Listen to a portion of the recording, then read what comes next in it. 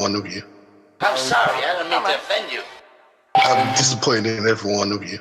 I kiss you on the mouth. No, I'm not cool with that. Just, I'm sorry. One more time. I'm disappointed in every one of you. I mean, I'm dealing with degenerate animals. I'm disappointed in everyone. Disappointed in everyone. All right, come on. Honestly, I can't do it no more.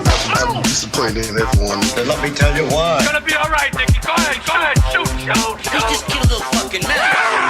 What are you going to do about it? You're happy because you got nothing. You don't got a thing. You're happy because you got nothing. Lobito! Got nothing. I want to get out. I want to get out of this rat hole.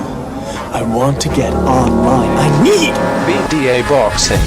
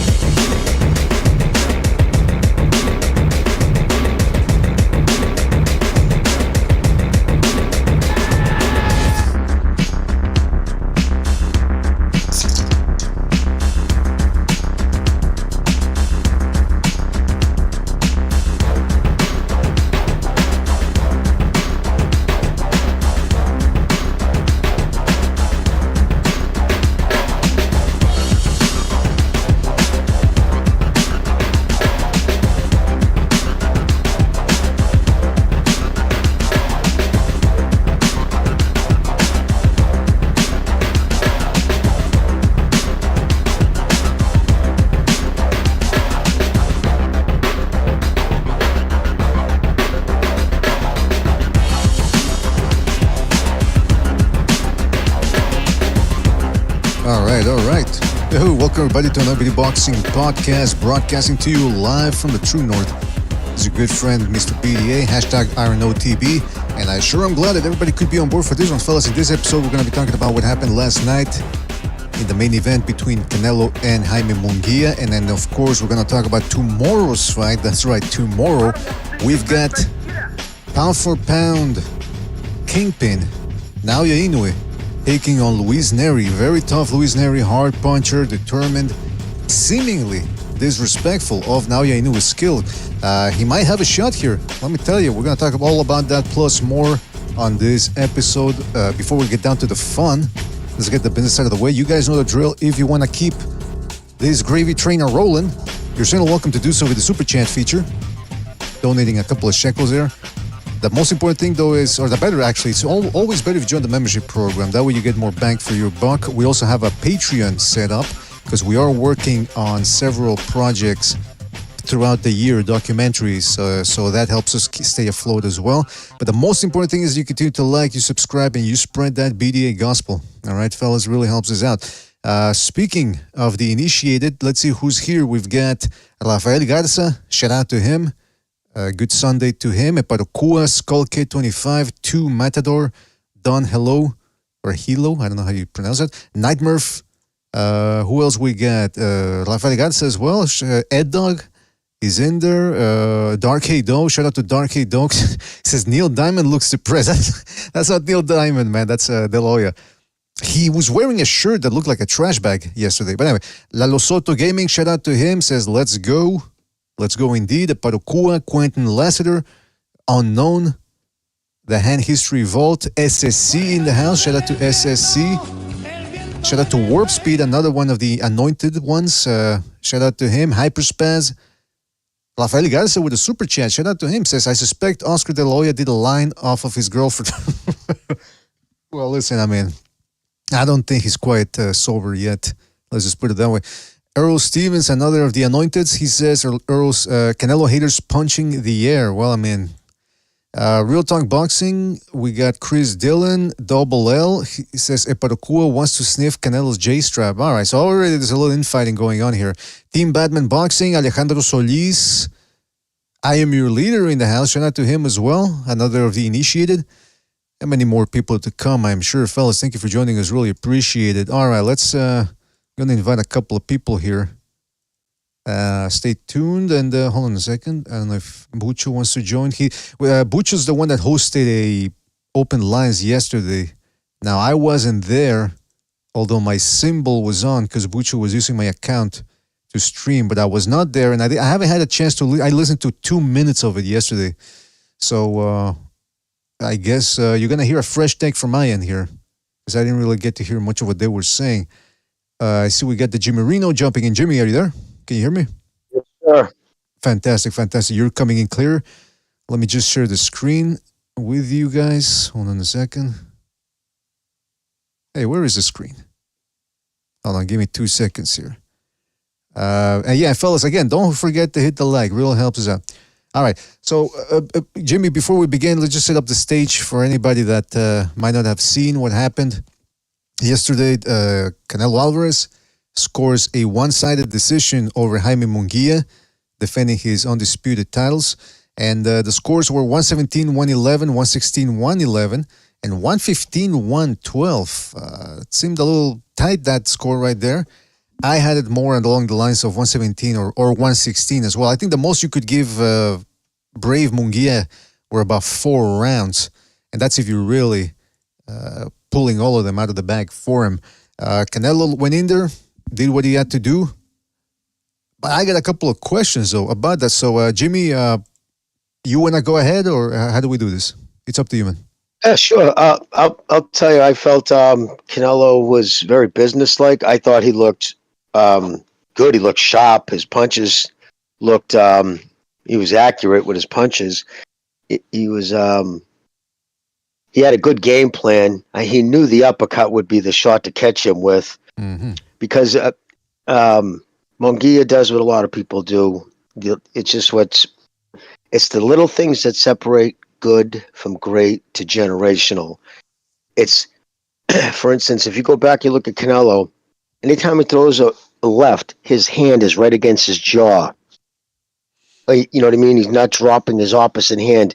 And then he knew that, Jaime being longer and being able to touch him to the side, he kept that right up against his liver. And so he would turn with it, even though so he would kind of bend and he was protecting his liver and his chin from that right hand. And he noticed what I noticed with Jaime. Those combinations, Jaime doesn't put anything on his combinations. They're all pushed. He pushes his combinations. He squares up and he kind of gets up on his sword, just pop, pop, pop, but he pushes his combos. He puts a lot of stink on his fucking single shots, but he doesn't twist at the hips and put a lot on his combinations. That's why his combination punches weren't hurting Canelo. I think he got Canelo's respect a couple of times with a couple of big windups. But what we saw was a tough Mexican fighter, right? Just willing to take big shots. And it was a quality boxing match, but it was a clear winner. You know what I mean? It just is levels. It's stupid saying, but, it is what it is. It's just Canelo's punches were tighter. They were straighter. He's unbelievable in the pocket to hit clean. A few times, Munguia just absolutely wound up to put one on him. And at the last second, Canelo twists his chin. And I think that guy who had the score 115-112 was thinking a lot of those punches were Canelo was catching on his forearms and dipping away, hit, and they didn't. So, yeah. But listen, Munguia has nothing to be ashamed of. That was a huge, huge jump up in quality competition. And he made it to the end, got up off the canvas. You know what I mean? That fight just only made him better. So I hope he's not dejected by it. I hope he just takes what he learned from it and gets better. Study it, watch the film, get good people around him. I hope he has good trainers and they work. Well, Roach, yeah, hopefully they work on the things he can work on. I don't think he took too much damage where it's, took years off his career or anything. But overall, good on Canelo. I'll tell you, I thought he didn't look old or slow, that's for sure. But what do you say? Well, let me ask you, during the fight, did you ever get the feeling that, Canelo better mind his P's and Q's here, because if he gets caught with something big, he could be in trouble? Yeah, in the second round, Jaime caught him with a right that it definitely got his respect. Because you saw him all of a sudden take a step back, and it was almost a stutter step, and then he took a deep breath and It's always the eyes, Chico. The eyes never lie. Fucking, he did that double blink and opened up his eyes a little. Because you do that, right? You just want to shake off the cobwebs. Like, but he's got a tremendous chin. Munguia's got a chin, too. And I'll tell you, that combination uppercut cross that Canelo caught him with, there's not too many guys will get up off the canvas with that. Because he caught both those punches clean AF. And he got right up. Did you notice I said AF instead of the swear because it's That's Sunday? right. Okay, good for you, Jimmy.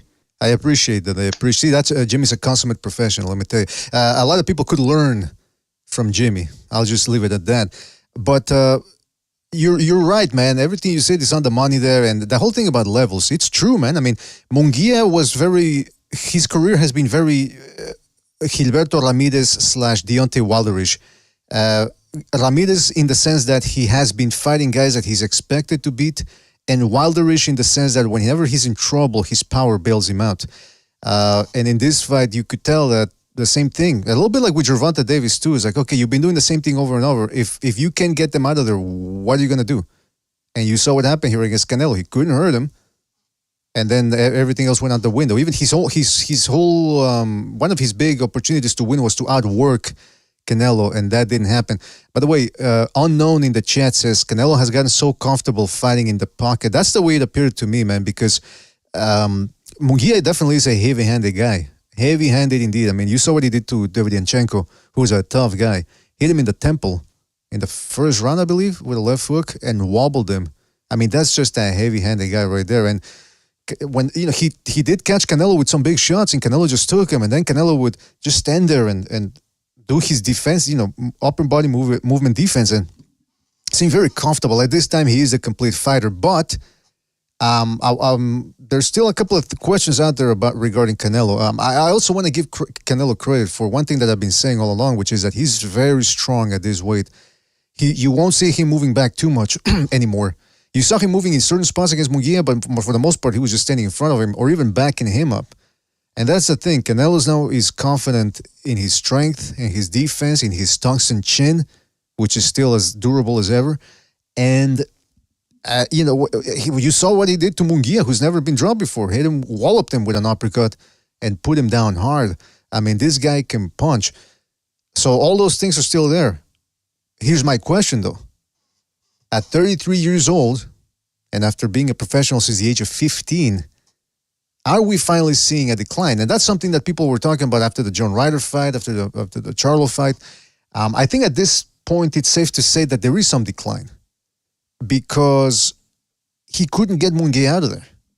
And Munguia was standing right in front of him, and Canelo still falling in love there with that left hook to the shoulder, sledgehammer right to the shoulder, these sledgehammer shots. I mean, I understand there's a purpose to them, but it also seems as if he's spending energy shooting those shots to the shoulder where he could actually just be trying to hit the chin a little bit more. I don't know, Jimmy. What do you think? Yeah, he's definitely, I noticed he's definitely targeting arms now, and I think a lot of that might even have to do with what Bivol said. Bivol said, I had a hard time holding my arms up. They hurt that much. And he puts his everything. He snaps at the waist when he whips those punches. And he got that ref was on the money last night. He saw that he was targeting his hip, and he warned him, stop for the hip. But Munguia punched him a little low a few times, and Canelo's definitely one of those dudes trying not to get him mad. You know what I mean? Like, he just fights even better when he's angry. And I just can't stress, like, it was the good kind of fight that, yeah, you lost, Munguia, but, Canelo lost when he was 23 to Mayweather. Fights like that only get you better. You know what I mean? He didn't take any kind of serious beating. He's tough as nails. And I think kind of surprises me now the way they matched him so soft. I think that was more about they wanted his abilities to get better, because a lot of people are matched soft for one reason. Usually the main reason, like Wilder, they don't trust his chin. He doesn't have the whiskers. That is not Munguia's issue. That kid can take a fucking punch. Oops, sorry, that slipped. But yeah, he can take big bombs. And I'm telling you right now, I mean, Joe Goosen, he said it last night. He says, outside of Canelo, I don't see anybody at 168. I wouldn't be comfortable with Munguia fighting or beating right now. Yeah, I think that says a lot. Yeah, he's definitely got big punch, size. I mean, he looked huge in there. he looked humongous compared to Canelo. Now, it's interesting, though, because I'm looking, again, there's this question of whether Canelo's declining, and I definitely think, I mean, it's difficult to ascertain because I was watching a lot of the Chavez Jr. fight prior to this. Of course, I was cognizant of the fact that bout occurred 7 years ago. A lot can change in 7 years. Back then, Canelo wasn't as comfortable pressuring guys, and but he was throwing more combinations.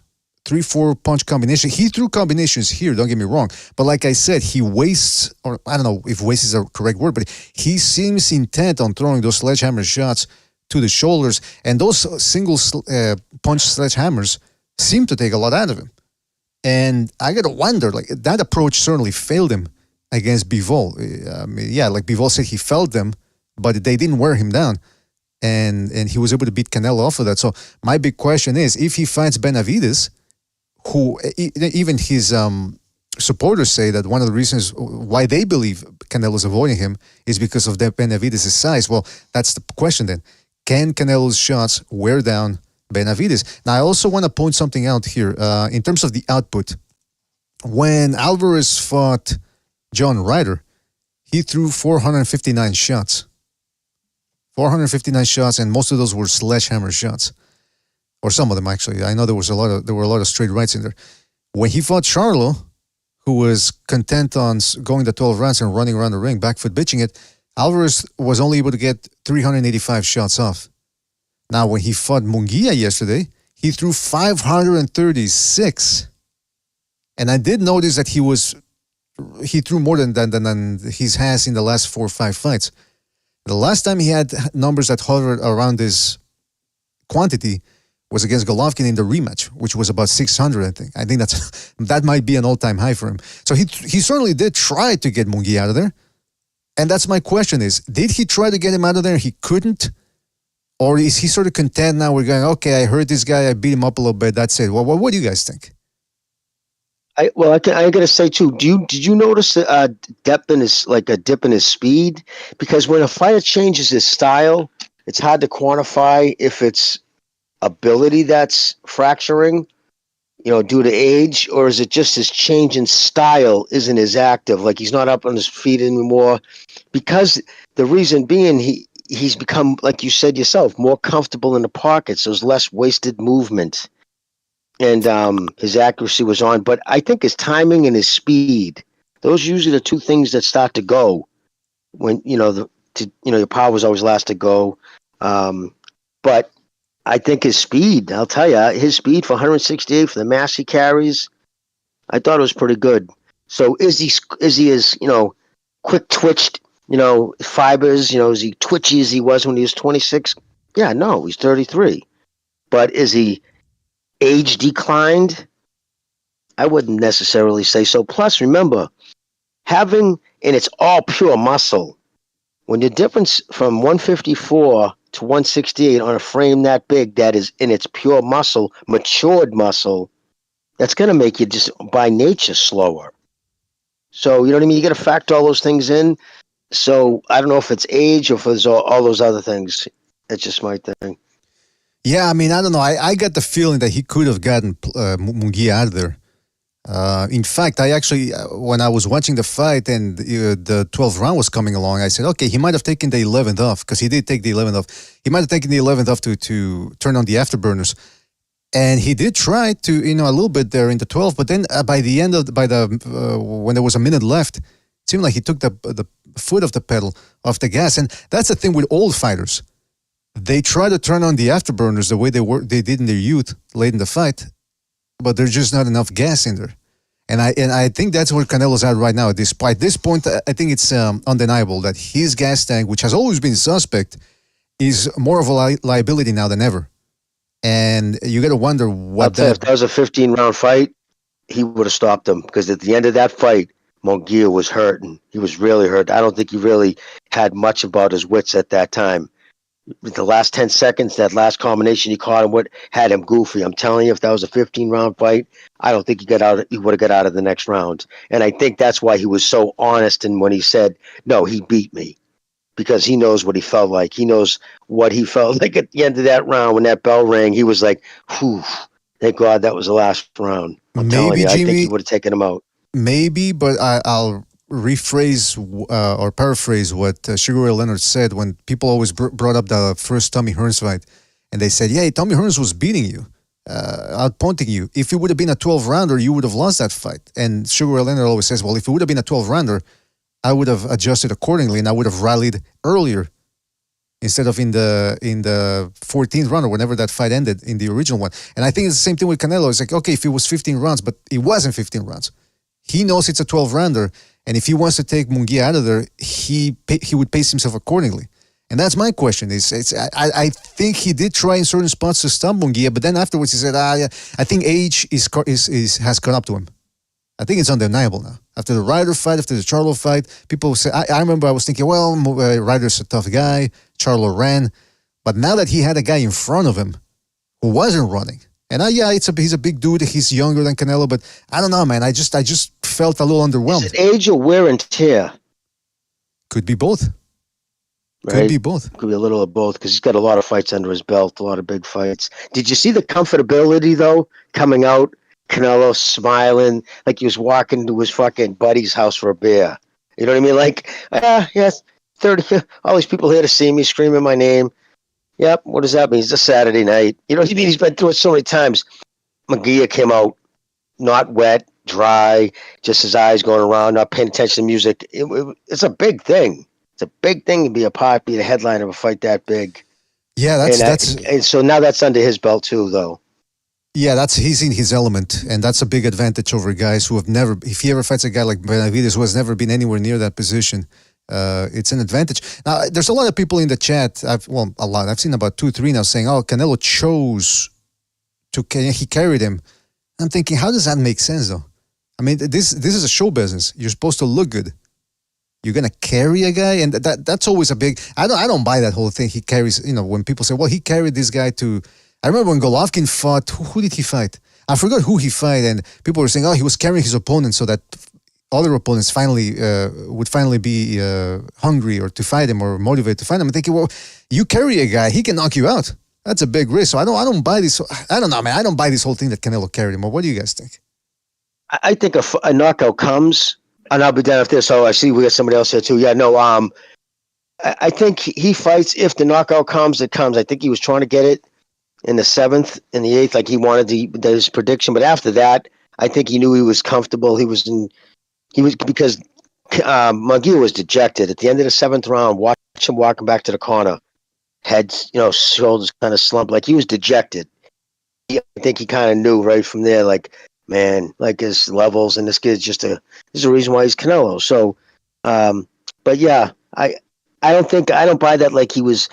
It's one of those things. You always hear a good trainer will tell you, don't go for the knockout. Let it happen. If you do what you can do and you have power, the knockout will come. So just place your shots. Was he fucking emptying the buckets? Was he like, throwing it all to the wind, saying, I'm going to just leave it all out there to go for the knockout? No, clearly not. Could he have really done that? But sometimes it's not just punches in the face. Things like that, man. Pushing your body to that extent when your lungs are on fire and your legs are burning and you just keep pushing it, that wears on you too, as much as taking punches to the head. So I think he was just going through the motions, and he knew he was winning the fight. If the knockout came, it came. I don't think he was really going for it. I think he was just doing his Canelo thing. All right. Well, that's a sensible point of view right there, Jimmy. I want to touch more on that a little bit. We also got Sobers jumping in here. Sobers, are you there? The Never Sobers one. What's up, BDA? What's up, Jimmy? What's up, brother? Look, man, when I tell you what I think about the fight, bro, I guess I'm going to be very against what you were saying, BDA, about guys being carried. Mm-hmm. Like you brought up Triple G, and people would say that he carried some of his guys. I don't know if he carried them, but he would kind of let them swing on him. He would taste their power, and he'd be like, is that it? Come on. And you think that's nonsensical. I mean, fighting for a living is nonsensical. These guys are a little thrown off. Some of them kind of like getting, in the fights, like for real. So I think Triple G would let some of his opponents try to tee off on him, and then he'd trade with them, and then he'd knock him out. Yeah, it's a possibility. I mean, I can understand people saying that Canelo sort of didn't go for the finish, not in the sense that, I don't want to punish this guy, but in the sense that maybe at this point he's a little mentally tired, where he's thinking, you know what, I don't always have to go for the knockout. Maybe that's the way he's thinking, because he did say some things after the fight. We're gonna get into it. He says, at this point in my career, I can do whatever I want. And I'm thinking, well, I don't know, man. There's always gonna be people paying for it to watch him fight because he's a mainstream star. But as a hardcore boxing fan myself, I'm a little underwhelmed. I say, do I really want to watch a guy just not go for the finish? I mean, hey, if that's what he wants to do, that's fine. But then don't expect me as a consumer to be titillated or excited to watch a guy who's not gonna try to take his opponent off. And again, I'm not saying that that's what Canelo did. We're speculating here about whether he did or didn't. But let's get into that. The Benavidez thing. Benavidez was in the crowd. He was looking like the Frankenstein monster. His head is getting bigger and bigger. I guess now that he's gonna fight as a light heavyweight, he's hormone. What was that? Growth hormone. Excuse me. Come on! Wait a minute. Well, your head's growing, dude. That's a sign. If you really feel it's growing. Yeah, listen. Hey, I'm not saying that's Jimmy saying that. I'm covering my ass here. Rayful Shapiro is going to be calling me afterwards. I'm just joking. I'm not saying I know anything. But Canelo called Benavidez out, said, come onto the ring, and for whatever reason, it didn't materialize. Now, they also asked Canelo after the fight about his future, and he said, I fight whoever I fight, but then when they asked him about Benavidez, he said, well, if the money's right, I'll fight him. Now, I've been hearing some disturbing rumors. Again, they're rumors. They're coming from blogs. They're not coming from actual, boxing scene or Ring Magazine or whatever, but they're saying that Berlanga is in the running to fight Canelo next? I don't see why that would be even in the running. I mean, he's with Matchroom, right? Right. I'll say this, man. I'll say this. Again, these are rumors. Anybody can come up. We can start a rumor right now and say that Canelo likes to, throw midgets off a bridge or something. My thing is, I've said it before, when we look at the David Benavidez thing, when people say who's avoiding whom, I've never seen any evidence that Canelo's downright avoiding Benavidez. And with the Benavidez, I don't think Benavidez is scared of Canelo, but I certainly think that his management, his promoters, they're all over the place, making him offers that are non-existent, and then they're erasing tweets where they said that, asking for TV rights, not enforcing the WBC mandatory, and now moving up to light heavyweight. But I'll tell you this, man, if Canelo fights Berlanga next, I think now you can certainly go with the Rick Glacier theory or point of view, which is that neither guy wants to fight. Because, I mean, what the fuck are you fighting Berlanga for? I mean, one thing is Munguia, but he keeps winning, and I mean, he had a career great performance against John Ryder before the Canelo fight. What has Berlanga done? That would be a mismatched joke. Yeah, hopefully that's just nothing but a rumor. Because, I mean, let me tell you, if he fights Munguia, again, people keep bringing up Mayweather. People keep saying Canelo, they keep comparing Canelo to Mayweather, and they're saying, well, he's in his Mayweather phase. And when Mayweather fought Conor McGregor, one of the reasons why he got so much flack for it was because people still thought that he was an active fighter, a professional boxer that was going to fight the top guys. Subsequently, we learned that, no, that's not what he was going to do. He was already retired. So in that context, okay, that you fight your exhibitions, whatever. If Canelo is in this boat, fine, but then he should be open about it because he's sort of skirting the issue, saying, "Well, I'll fight Benavidez," but then if you fight Berlanga, people are we're gonna start asking, "Well, what's the point? Well, what are you really getting out of this money?" You already got enough of it. Why not just fight Benavidez right off the bat? The only way I would forgive or overlook Canelo not fighting Benavidez is if there's a Crawford fight. But at the same time, Benavidez, people are saying, Benavidez is getting screwed over. He's not getting screwed over because he's fighting at light heavyweight now. He got rid of Memo Heredia, who's his strength and conditioning guru. You know what that means. So is he going to be trying to make 175 anymore, or is he just going to stay at 175? Again, remember, this is a guy who's never enforced his WBC mandatory. He's never petitioned to enforce it. So, it's this whole thing. I never believed that either guy's scared of each other, but we're seeing now both guys getting away farther and farther away from each other, like a space shuttle getting away from Earth, losing the gravitational pull. I agree. And also, Benavidez did say he plans on campaigning at both. He's not abandoning in 168 because he knows that's where the fight against Canelo would have to be because that's what Canelo's belts are. there would be no motivation for Canelo. Why would he go up and fight him at a heavyweight, give him that much more, for rehydration? That'd be asinine. So he do at 168. It doesn't usually go good for. I mean, it's Benavidez. I mean, he. I don't know. That's just when it is Benavidez. To be honest with you, he doesn't carry a lot of muscle. Easier to take that off than if you're shredding just pure muscle. Interesting. Yeah, that's true. Huh? He's a very pudgy looking character, and that's the other thing is, can he even make 168? I'd like to see how he looks at 175 first, before any of that occurs. But yeah, man. I mean, look, when Golovkin was chasing Canelo, he stayed in one division. He stayed active. He was in public events, entering the ring. I think he was in the ring or in the fight for when Canelo fought Khan. And then, of course, when the fight was finally settled after the Chavez Jr. fight, he entered the ring. Benavidez didn't even enter the ring this time. So, and then whenever he does show, and when he gives interviews, he's drunk. So, I mean, I don't know. It seems like this ain't that. When you see when a fighter really wants Canelo, he goes out and chases him and tries to enforce mandatories. Benavidez' team ain't doing any of that. That's what I was gonna say, BDA. Do you think he looked? Canelo was pointing at him to get in the ring, and this guy would just put his arms out, like "come to me" or something. Like I don't know what. That was his chance to. He should have ran up there like the Undertaker, slid underneath the ropes, and like try to hit Canelo with the chair or something. You know what I mean? Right. Maybe security didn't let him. I don't know. He didn't even try to move from his spot. He just stood up. Interesting. I mean, hey. Again, I really doubt Benavidez. Did you see the video? Did you see the video of them facing each other? I saw a snippet of it, but I guess the angle was bad or something. But I'll try to find another angle. But so he didn't move at all then? No. Like the camera's facing towards Canelo, and he's pointing at the ring, drinking a water bottle, saying, "Come in here."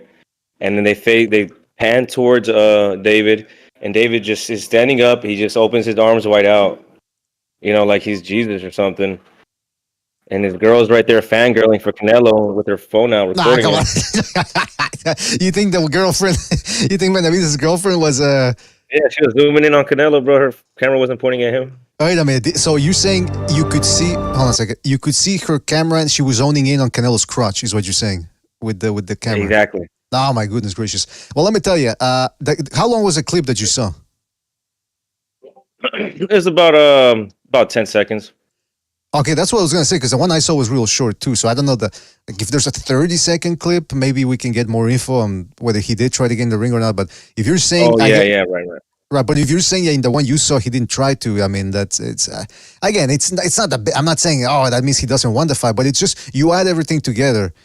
Moving to 175, not enforcing the WBC mandatory. He's a promoter making fake offers and then erasing them off Twitter and then asking for TV rights. It gives the impression of that neither guy really might want to fight, or at least certainly Benavidez. There's a lot of ammunition that his side, they don't know what they're doing, and that perhaps this is one of those fights, maybe like Beterbiev Bivol, maybe it's one of those fights that will never happen, unfortunately.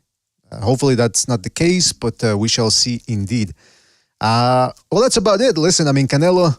It's his world right now in boxing. He's the A side, and everyone's going to speculate next. There's going to be a lot of talks about what he does next, blah, blah, blah. Munguia, like you guys said, certainly lives to fight another day, and he might have learned a lot from this. I mean, I saw some improved head movement, too, from Munguia. Can I give you my breakdown of the fight? Absolutely, please, yes. Because I don't know if you heard what I said yesterday, but I was trying to give everybody a little history lesson as well when I was breaking down the fight.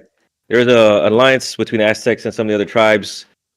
Back in the day, they believed in their gods. They demanded blood no matter what. If they wanted rain, there needed to be sacrifice. If they wanted crops to grow, there needed to be sacrifice. So they would engage in what was called the flower war, where it's just like a mock war, where the sole purpose of it was to capture some sacrifices. It was just to spill some blood for the gods to make sure everything ran smoothly, even though there was no real conflict. So that's how I looked at that fight with Canelo and Munguia. It was a mock war. Canelo could have took him out. He didn't want to. I saw compassion in his eyes, BDA. He let him live. He let him live, bro. And he preserved Munguia's career as well. And if you listen to Canelo at the press conference, dude, he's smiling. He says, I'm very proud of Munguia. He came to win. He's gonna learn a lot.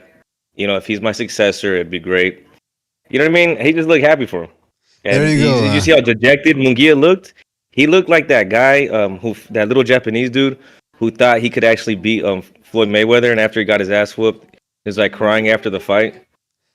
So Munguia wasn't crying, bro, but I are seen you the same dejection in his eyes, dude. Like I really thought I had a chance, and you know what I mean? are you saying Munguia metaphorically got his heart ripped out from his chest? Is that what you're saying? I guess it is. Yes, that's exactly what I'm saying, BDA. By the way, I gotta give Never Sober's credit, man, because the thumbnail he put up for his show on the Taqueria, he was doing a live stream yesterday on that, and he took a picture from the Apocalypto movie. It was a very well done thumbnail. Are you using Photoshop with that, Sobers, or what program are you using to make these thumbnails? It's something. It's a program called PixArt. It's on my phone, dude. I do this off my phone. Oh, it's to make. Okay. Yeah, I think I've heard of it, to make thumbnails real quick. I got to start getting into that because usually I got to rely on Bucho to do the thumbnails. But if there's because the way he did that, I don't know who did that Johnny Cage and Canelo mash, but dude, if I could do the pictures like that, that'd be awesome, bro. That shit looked really well done. Yeah, that's a mutual friend of ours. He did that. It's uncanny, really. I mean, it's really amazing the things you can do with artificial intelligence. Is this a mutual friend of yours in the industry still? Well, listen, let's just say he has sometimes he has to add a couple of inches to the game, if you know what I mean. But look, the point is this. The point is this. We've got it's a Sunday show. What's going on here?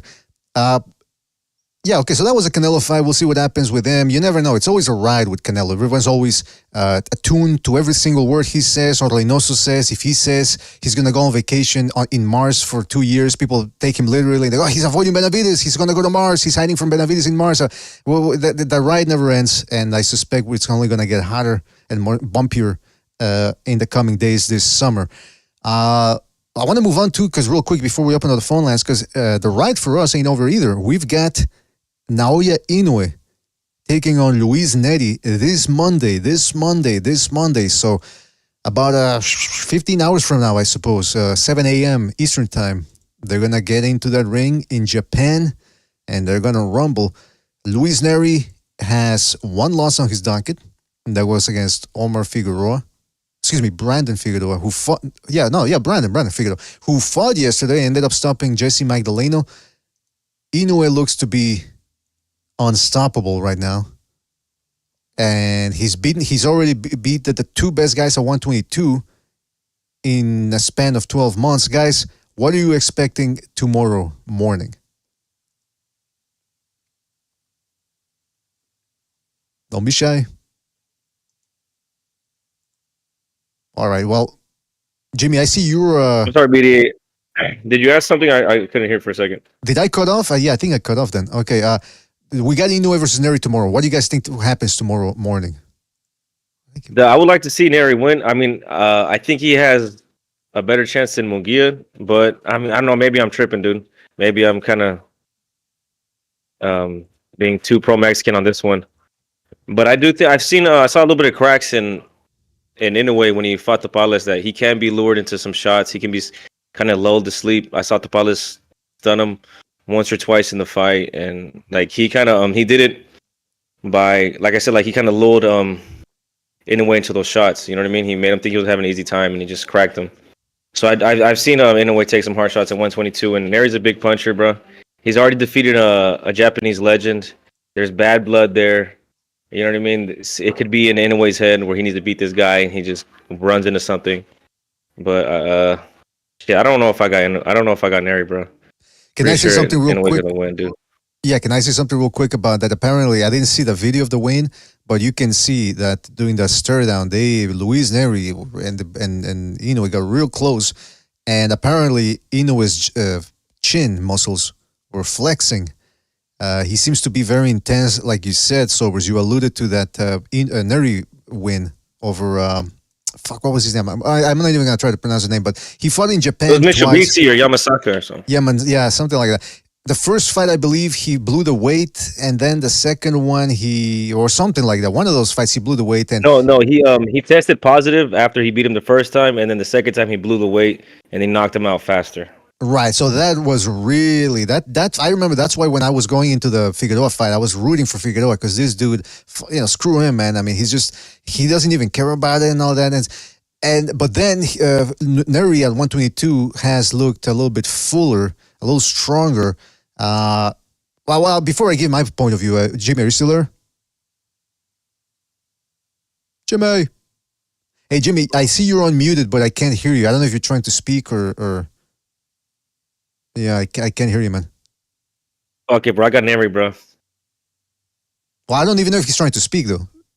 It could be a glitch or whatever. Anyway, the point is, I'll give my take on this Inoue thing, Nery. At this point, this is the type of opponents that I want to see Inoue take on. Guys that have some sort of physical characteristic that can actually trouble him, like Fulton, speed, right? Or Tapales, who's got some explosiveness in a big left hand. I don't want to see Inoue against guys like Paul Butler and Maloney, guys who are good, they're some of the best out there, but they're top 10, but they're not upper echelon top 10. They don't have world-class power, world-class speed, world-class athleticism.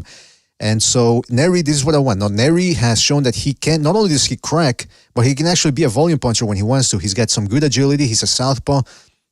And like Sobers alluded to, Tapales gave Inoue some trouble in there. And in a lot of ways, Inoue had to dig deep and use his power to batter Tapales. And in other words, Tapales wasn't going anywhere easy.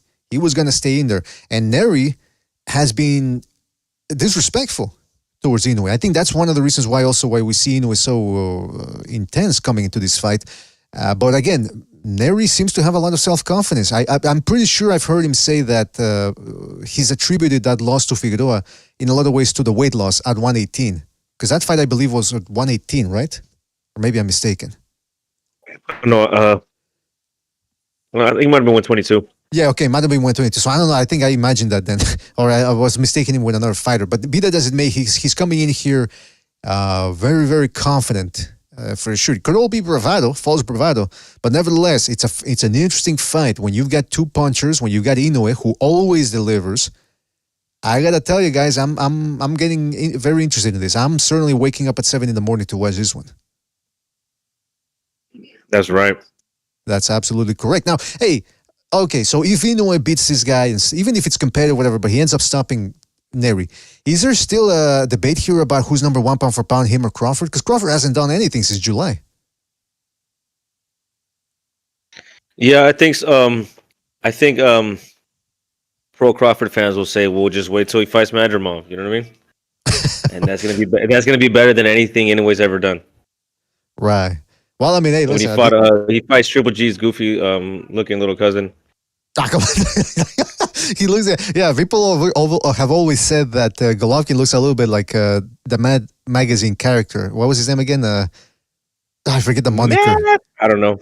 But I know what you're talking about. The little ginger looking dude. Exactly, yeah. But Madrimov, he does look a lot like the Mad Magazine character. What was his name? Alfred something?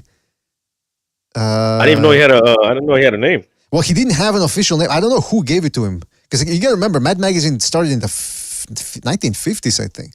Alfred E. Neumann. Alfred E. Neumann, yeah. Okay. That's a weird name. I mean, again, it's from the 1950s, so who knows? But yeah, but Madrimov certainly looks a little bit like that character right there. But yeah, man, listen, first of all, Inoue has to beat Nery, which is no guarantee. And I'm certainly expecting Nery to go in there and give it his all.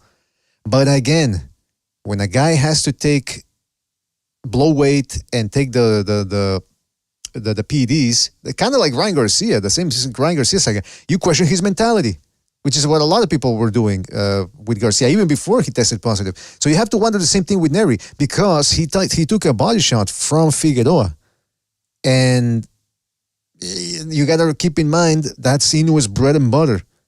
I mean, the amount of people this guy hurts to the bodies is, when we did our characteristic analysis of boxing about last fall, where we were judging who has the best jab in boxing, who has the best right hand, the best stamina, blah, blah, blah.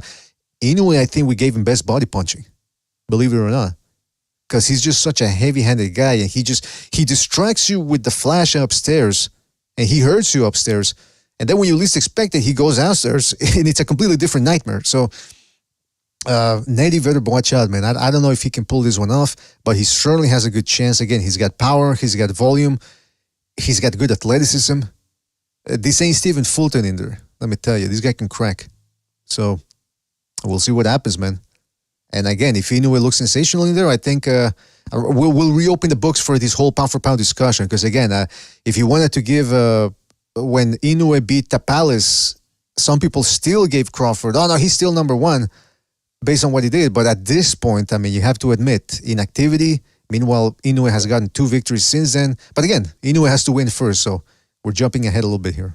Just a little bit. Yeah, what if Inoue wins, but he has a hard fight where if he like gets knocked down, he has to get up off the canvas to win or something like that? Do you think that they'll take away credit from that from him? Yeah, I mean, hey, listen, because that's one thing I hear about Crawford is that he doesn't have competitive fights or whatever, and that's not true. But that's the whole thing. That's the whole narrative he has, where you know what I mean. He doesn't have these.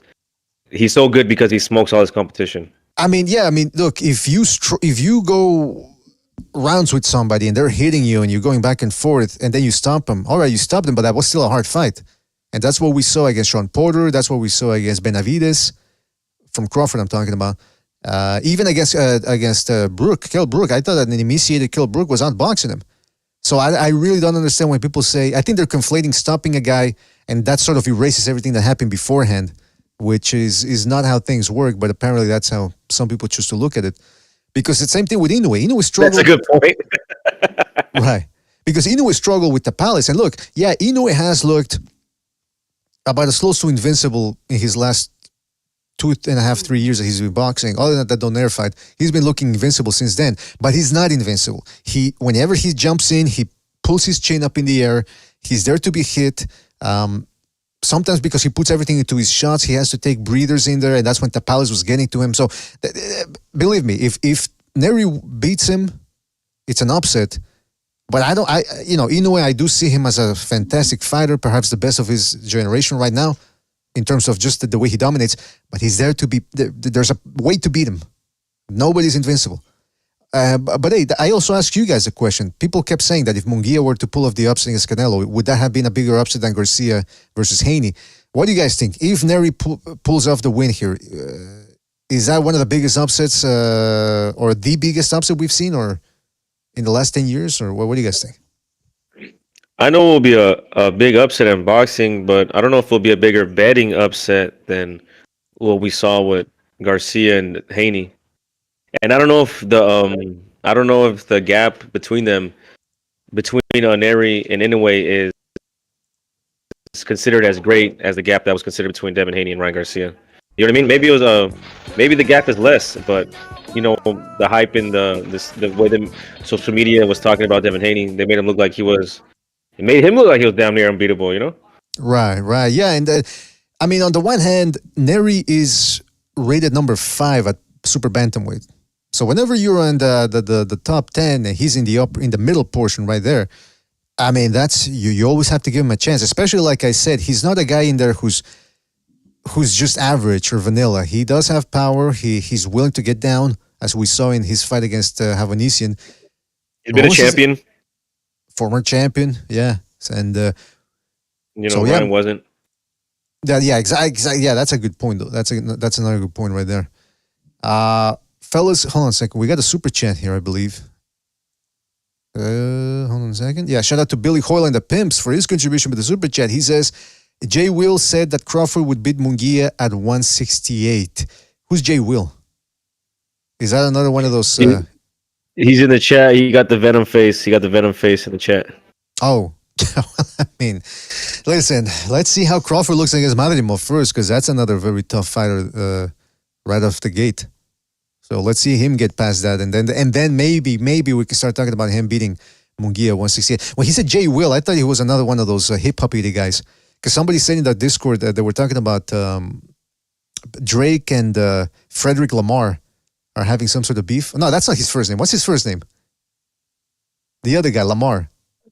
Kendrick Lamar. Yeah, excuse me. Frederick Lamar. Yeah, but anyway, apparently Drake and that dude are getting into it. And I'm thinking, man, if I've ever seen anything more feminine in my life than hip-hop beefs, where it's about guys like, I got better shoes than you, I got better bling than you. It's like Sophia Loren versus that blonde actress from the 1950s beefing. I mean, come on.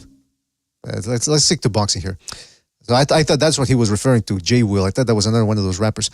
Fellas, the phone lines are open, so make sure to call in. If you want to give us your thoughts. I'm pretty sure I met a local rapper named J Will too. You know what I mean? It wouldn't surprise me, man. Wouldn't surprise me. I think there was one that was called. I made one up the other day when we were talking about that on Discord. I called them Little Cedric. No, what? Little Cedric and then a drug name. Just put a drug name like Xanax. Little Cedric Xanax or Little Cedric Prozac. Little Cezanne. Right, exactly. That's always what they do. It's the name of a product and then a president name at the end. You know, like Rolex. Baby Xanax. Rolex Jackson or something. Yeah, that's a rapper name right there. So yeah, fellas, the phone lines are open. Make sure to call in, and really give us your thoughts on everything. I'm gonna put the phone number right here. Hold on a second. There we go. That's the big phone. See, that's phone number right there in the marquee. The phone number will also be listed in the upper middle left-hand portion of your screen. So make sure to call in. Give us your thoughts on the big fight. And don't forget to hit the like. Or I'm going to start reading again. Hey. Yes. No, BDA, I could tell you a funny story, bro, that you brought up rappers and stuff like that. I remember I couldn't have been older than 10 years old, dude. I remember walking into the mall, and there was these guys that they looked like grown men. They might have been 25, 30. I don't know. They looked like grown men to me at the time. You know what I mean? And they had some girls dressed like whores. They might have been prostitutes or, they're hoes. They're bitch-ass hoes. Who knows, right? And he's like, here, hey, y'all want to, I'm with my brother. He's like a year or two older than me, right? So he's probably like 12. And he's like, y'all want to buy a CD? And we're like, no, we're okay. And we keep walking, right? And I hear this dude like go underneath his breath, go, broke-ass Mexicans, right? And I remember thinking to myself, like, dude, I'm 9. What the fuck? Yeah, I mean, hey, if you don't, maybe that was a sales tactic. It's like they think that I'll show you I'm not broke, and then you buy it. But yeah, 9 years old. I mean, I got money right here. Give me that 10 CD. I mean, I guess if they were geniuses, they wouldn't be selling that there in the streets. I don't know, man. Like I said, fellas, don't forget to hit the like. It really helps us out. Let's go to a phone call right now. Let's go to. Hold on a second. Is this shit even working? Yeah, let's go to 323. 323, you're on the air. 323. What's on your mind? Happy fucking Sunday, guys. All right, listen, this is getting old with the clip. Hey, no, hold on. There's no amen. There's no amen. You're going to keep the language to an appropriate quality. Otherwise, we're going to terminate this caller, right? Jesus fucking Christ. Okay. No. All right. So, the fight. Let's get into the fight here, guys. That fight was nice and competitive. It really was. I liked it. I kind of disagree with people saying that it was a robbery. Although there are a few people that are saying that, but I thought it was competitive and it was entertaining. As far as the carrying Munguia, he didn't carry Munguia, man. Munguia was a threat still. Like, if Canelo was really just carrying the guy, I think it's a stupid move for anybody. If you've ever been in a fight, even with someone that you're better than, but that has power, you've got to be on guard. You've got to stick to your game plan. You don't want to get sloppy. You don't want to get carried away. And if you do, it's lights out. I mean, the guy obviously had enough power to earn Canelo's respect to some regard. And I don't believe in this whole carrying thing and the respect thing. You're in the ring. You're there to win a fight. You're there to do a job. You're not there to do a fucking charity. And I completely disregard those comments. I think they're some of the most idiotic comments. Oh. But I can see how people feel that way. I mean, I can see it because they are in love with someone so much that, I don't know, they might have some homo stuff going on. Anyway, the portion of the fight that I thought was really good for Munguia were, of course, the opening rounds, and then he rallied later on. I think Canelo dropping him was a big, like, he just had to take his time and recover from that, and I don't blame Canelo for not, like, trying to get him out of there because, like I said, he was getting instructions in the corner not to get carried away and to keep on guard. Remember Eddie Reynoso would say, cerradito, like, just like keep your guard up nice and tight, because this dude's here to win. He's not here to survive like Charlo. This guy's clearly here to fucking fight you. And Munguia's not thinking to himself, oh, I respect Canelo so much because he's a legend, so I'm not going to knock him down, right? Hey! Oh, boy. Anyway. See, you know what happened? Hold on. You know what happened, Don Madrazos? You know what happened? You started swearing, and your dog, who's connected to the Holy Spirit by me, said, "Hey, Don Madrazos, you better watch it." So just watch it, but keep the on. Holy keep on. fucking Spirit is living in my dog.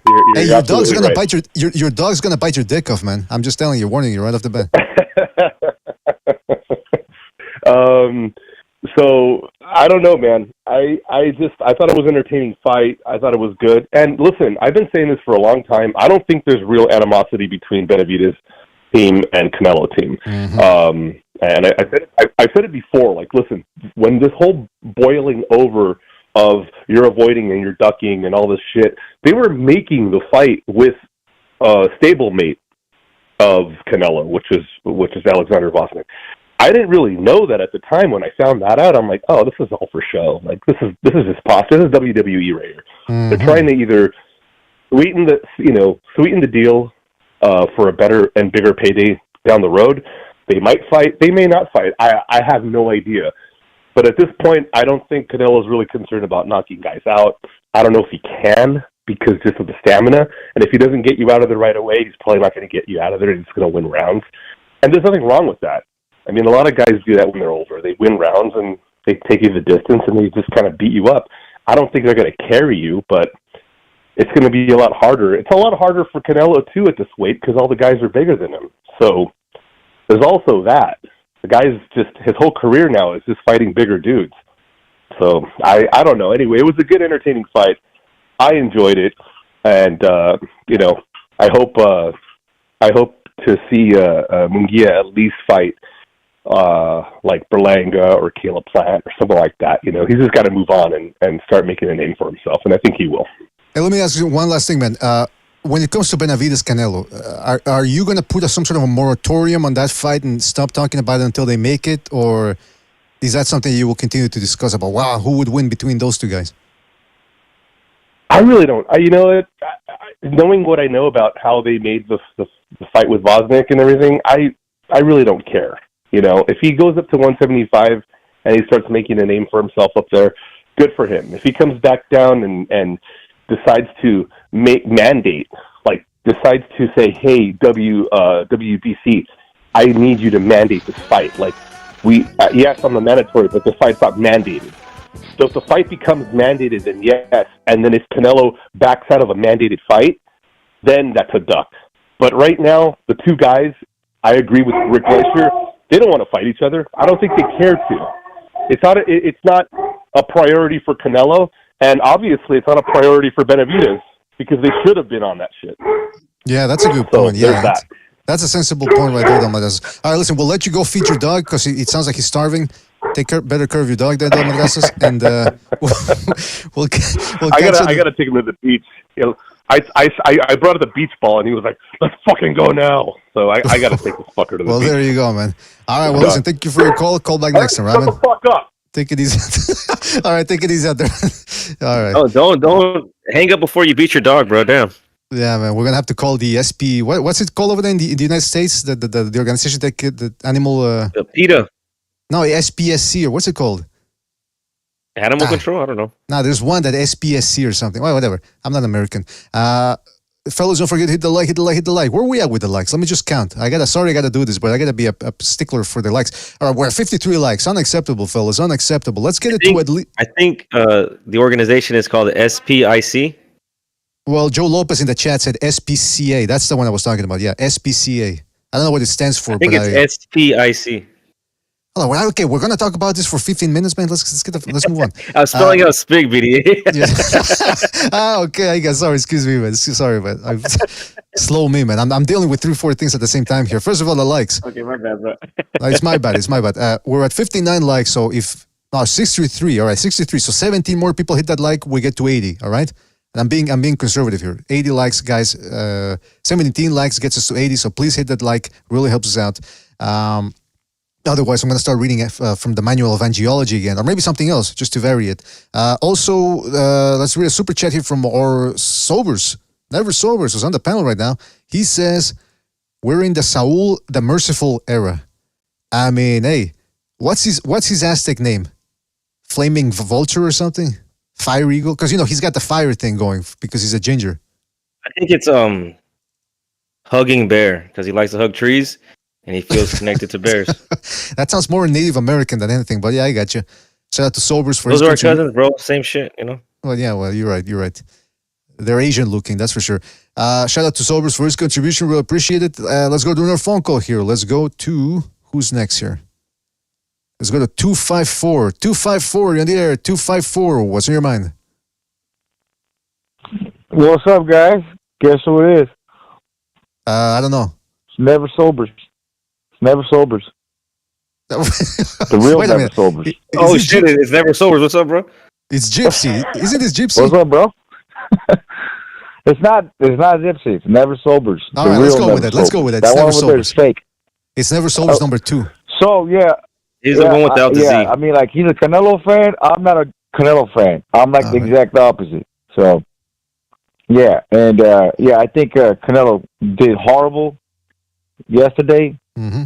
I think he was, I think he did great. I'm not going to shit on him. Okay, he did You're all great. over the I think place, he was awesome. It was awesome, bro. He was awesome. I rewatched it yesterday. I don't know why. For some reason, I was like 4 a.m. I couldn't sleep. I'm going to watch it. I said, I'm going to rewatch this shit. I rewatched it. I gave him like 8 rounds. And I gave, not 8 rounds specifically, because there was a round that was a 10-10. I think the 7th round was a 10-10 for me. And so he had what's his name? Munguia won 4 rounds clear for me. 1 and 3 and 9 and 10. Those were like clear Munguia rounds. The 7 was a 10-10. And ultimately, like, the scorecard was like 116, 112 for Canelo. But Canelo, I mean, they're talking about Canelo being on a slide. I don't think Canelo's on a slide, bro. That dude was doing much better with his legs. And even with his punching, with rolling with his punches, like with his opponent's punches, he was avoiding a lot of shit. Even though he got hit more than he got hit with Bivol, because different style of fights, I guess, because of the punch output and the aggressiveness of Munguia. Munguia did great too, and I said unanimous decision. I changed it to a majority decision, but it doesn't matter. It went to decision. But the 9th round, bro, you guys have to watch that. That FUTV kid that was talking yesterday, he actually did hurt Canelo to the body. And the ref stepped in and gave Canelo time to recover. That shit was a body shot. And I replayed it. It was a body shot. He did hurt him to the body. Munguia hurt him to the body. The one that he got knocked down in the 4th round, he was actually winning that round. It was like closest, but he was edging it out the 4th round. But he stuck his chin in Canelo's guard for some fucking reason without even having his glove around his face or anything. There's some weird shit going on over there, and he got clipped. I'm not saying that. I'm just like that's me like suspecting. It was kind of suspect. Like he kind of gave it away, but it was a good knockdown. But something was off with that knockdown. But either way, knockdown is knockdown. You count that shit. You count that shit. But the 9th round, the 9th round, that was that body shot, bro. There was something there. Yeah, it was similar to that Derevchenko versus Golovkin shit that I mentioned before. Yeah, Munguia is not exactly known for his defense. Yeah, he's not. Yeah, but I don't know. He was trying to do some weird shit. He put his chin, like, how what's his name, Joe Calzaghe did to Roy Jones Jr., kind of making fun of him. He put his head between his guard, like without any no protection whatsoever. He did something similar to that, and then he pulled back, and then he had his guard up, and then Canelo just smacked him with what is it, 3 and an uppercut. Well, I'd have to rewatch. Are you still drunk? Are you still drunk, bro, from yesterday? Yeah. Go ahead, Sobers. What would you say? I'm not drunk at all. Okay, he said. So are you still drunk from yesterday, bro? I mean, I'm never sober, bro. What are you talking about? Please. I gotta tell you, the weird thing about this, you know the weird thing about I'll tell you the weird thing about all of this is that Sobers and Gypsy actually do sound quite alike in terms of the voice, the tonality of it. the harmonics. Well, I'm he telling keeps you. me up, bro. I think I'm hearing myself. Let's speak in tandem, bro. Let's start singing a song together, bro. Yeah, I think you guys could be. Yeah, we should. In the middle, you guys should be hanging out in an alley somewhere around a fire in a bowl and in a barrel and just start singing show tunes or something. I mean, not show tunes. What do they call them? The a cappella, like the. Ah, man, I forget the name of these groups. Anyway, listen, Gypsy, we're gonna move on. Thank you for your call. Call back next time, right, man? All right. Yeah, for sure, bro. I'm gonna knock out. I'm gonna sleep a little more. You guys enjoy yourselves. Yeah, thank you, man. Thank you. You as well. Okay. All right, take it easy, man. He's gonna go back to sleep. He said, "Don't forget to hit the like, hit the like, hit the like. It really helps us out." Where are we at with the likes? We're at 74 likes. We need 6 more likes, fellas. 6 more likes. I don't know what's going on here. I said that if nobody hit that like, we were gonna be in trouble. We were gonna be in trouble. So now, I mean, I don't know what to do here, man. Oh man, Gypsy almost put me to sleep. Ah, come on. All right. Well, listen, people. I mean, we need 6 people to hit the like to get to 80. Otherwise, we don't go to the phones here. I don't know what's going on. Okay, Yeah, 2 people. I mean, 2 people. What 2 the people hell? hit the like, and we go back to the phone line. So otherwise, okay, 81. We're at 81. All right, good. Shout out to you guys. Thank you. You've saved us for another half hour here. Let's go to our phone call here. Let's go to 210. 210. You in the air? 210. What's on your mind? Yo, what up, Southpaw?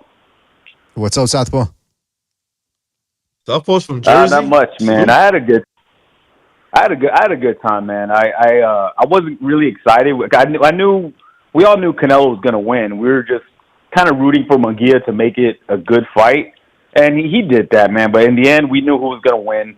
The whole event was built around like De La Hoya and Benavidez and the back and forth between all those guys. So that's what really was like the story of the whole weekend, right? I'm not gonna swear on this Good Sunday, Mr. BDA. I'm just thank you. All right, thank you. But I will say organized religion is stupid. But yeah, man. So I had a good time. I went to a place. I heard you just using the bad language and saying instead of just shitting on religion like that. Well, I mean, hey, listen, I agree with him. Nah, Organized true, religion. I agree with him. Organized religion. Organized religion is horrible. But yeah, I mean, but when you're on that, when that's when you're on the true path anyway. of the true path of the Crimson Cross, there's no organization behind it. That's the way it should be done. But that's just me. I don't know. Ah, yeah, I hear you, bro. It's good to be spiritual, but yeah, but it's just hopefully this leads to something, man. Because now it was really about like I spent all morning watching like the post fight interviews. There was a lot of interviews with what David was saying, and he said a lot of good things. And I do think he wants to fight. People saying, "Oh, neither one wants to fight." That's bullshit. I mean, does David have a good team behind him? No, but he wants to fight, bro. He's at a loss where he's like, I want to make it look like I'm just all about Canelo, and I'm tired of talking about it. If he wants to fight me, he can fight me because he's the cash cow. He's the king of boxing. If he wants to make that fight, all he has to do is pick up the phone. It's that easy for Canelo. With David, he doesn't have that power because he's not the face of boxing. So it's just hopefully we get that fight because, okay, last year we had Jermell Charlo and John Ryder. That was Canelo's year last year. So, I mean, this year we're starting with Jaime Munguia, which is kind of like the same level opponent.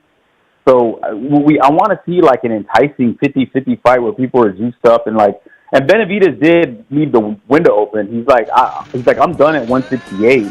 Except if Canelo wants to fight, I'll come back down. He's like, that's the only fight. He's like, other than that, he's like, I saw Morrell is going up. I'll fight him there. He's like, I'm going to campaign. I'm going to move on. But if Canelo wants to fight, I'll come back to 168. So he did leave that door open. And I would say y'all should really go and hear what he says. He said all the right things. And Canelo, I don't think he carried his opponent. He hasn't had a knockout in 3 years. So, and that was versus a frail guy in Caleb Plant. Hey, so I got a question. We'll see what he does next, man. Yeah. What's up? Let's get racial for a second here, because people, are you from Texas? Yeah, from Texas. Okay, because people are saying that somebody was saying in the chat that you're from Texas, therefore you were rooting for the whiter-looking Mexican in Canelo. Is that true? Nah, man, I'm dark Mexican, bro. I get all the hate, man. I'm a dark Mexican, dude. So it's funny, man, because my boys, like, my boys are like the lighter skinned Mexican, and we got like this funny like little inside jokes we have. You know how like black people make fun of each other, the darker ones, and the light ones make fun of the darker ones make fun of the lighter ones. So we do the same thing, but nah, man, like I'm like third generation, man. But I'm still dark as hell. But you say you get? Is his area code? He's from Texas, but what's his area code again? Was it 201? 210. San Antonio. San Antonio. But I lived all over the world. I lived all over the world, man. Hey, Sobers. I mean, excuse me. I lived all over the world. Recognize how do you have these area codes memorized? Do you work for the NSA or something? I don't know, man. Listen, I don't tell people what I do for a living, all right? But I know area code. There you go. All right. Well, listen, Southpaw, anything else you want to say before we move on? Yeah, man, I would just say, man, like Benavidez wants to fight. He just doesn't have the right team, and Canelo I don't think Canelo wants it, to be honest. But and yeah, I saw the videos, man. He did invite him to the ring, but they already finished the interview, so there was really no point. They already had the mics were taken away. So what's he gonna do? Go up there and just be up there? So and his girl did take a video of him. Go up there and cause a scene, bro. He could have caused a scene. Yo, she took a video of of Canelo when he was like come in, but then she turns the phone over to David. So she was like recording the interaction. She wasn't recording Canelo, like, you know what I mean? But I like what David said, man. Her eyes didn't go off of Canelo, bro. Like, watch the video again, dude. What are you talking about? When you see David's girl recording Canelo and then turning over to David, she don't move her eyes off Canelo, bro. She don't turn over to look at Dave. She turns the phone. She's not even. You know what I'm saying? Her eyes are still directly at I'm not gonna go around saying like, yeah, this guy's looking at another. That's just weird, bro. But yeah, I mean, hopefully we get a better fight. Joke, dude. Because like I said, man, last year was Charlo. Last year was Charlo and Ryder. That's what we got from Canelo last year. It was Charlo and Ryder, and this year we starting off with Munguia. So we need a better opponent, bro. Like, I get it. He earned his stripes. He's fought the who's who, but he still has the belts. And when you still have all the titles, you have to fight the best, bro. Like, there's no mandatories. Like, we're chasing our tails here talking about the sanctioning body's rules because we know Canelo calls his own shots. If he doesn't want to fight mandatories, he won't fight mandatories. If he can fight whoever he wants. He just has to call it. Chitlin Distributor in the chat says that you could hear Benavidez' girlfriend moan if you really paid attention. I mean, listen, I'm not gonna say. I mean, I'd have to re-listen to that. Listen, I'll say this. It is weird. I don't know if it could, because you never know. Women, they're all out of whack. They're all nuts. And some women could perceive Benavidez' behavior at that fight of not making a scene as weakness, because hey, it's the biggest fight of your life out there with Canelo. Cause a scene, and she's probably thinking, if he won't cause a scene here for his job, for his way of life, what else won't he cause a scene for if it comes to defending me? That's the way women think, believe it or not. So I mean, he's already called Canelo out, and when you hear what he says, it makes sense. He's like, look, man, I've already said it up and down. Every single way. All we do is talk about it. All we do is that's the only question that gets asked. He's like, I can only move on. If he wants to fight, I'm here. He has the power. He calls all the shots. But that's what people are saying. If he wants it, I'm here. But that's what people are saying. That his girlfriend or wife, whatever she might be, she might look at it and go, he gives up that easy? That's how easily he moves on. If he can move on so easily from that, is he going to move on that easily from me? And the other thing is, he wouldn't get up in the ring. Now she's thinking, is he going to get it up for me 5 years from now? I think he's taking punishment, whatever. I don't know. I'm asking questions. She's bad, bro. I see what you're saying, bad, bro. I don't know. Look, bro. Yeah, that was the first time they were really in a room together ever since all the talks of them to fight started really happening, right? And why wasn't David in his face talking about why didn't he call him a pussy? Like he said, man, have you found your nuts yet? How come he didn't come to him with that shit? What's that going to do, bro? Like, really, what's that going to do other than, we're going to talk about it? It would have made Canelo mad, and he would be like, get up here right now, motherfucker.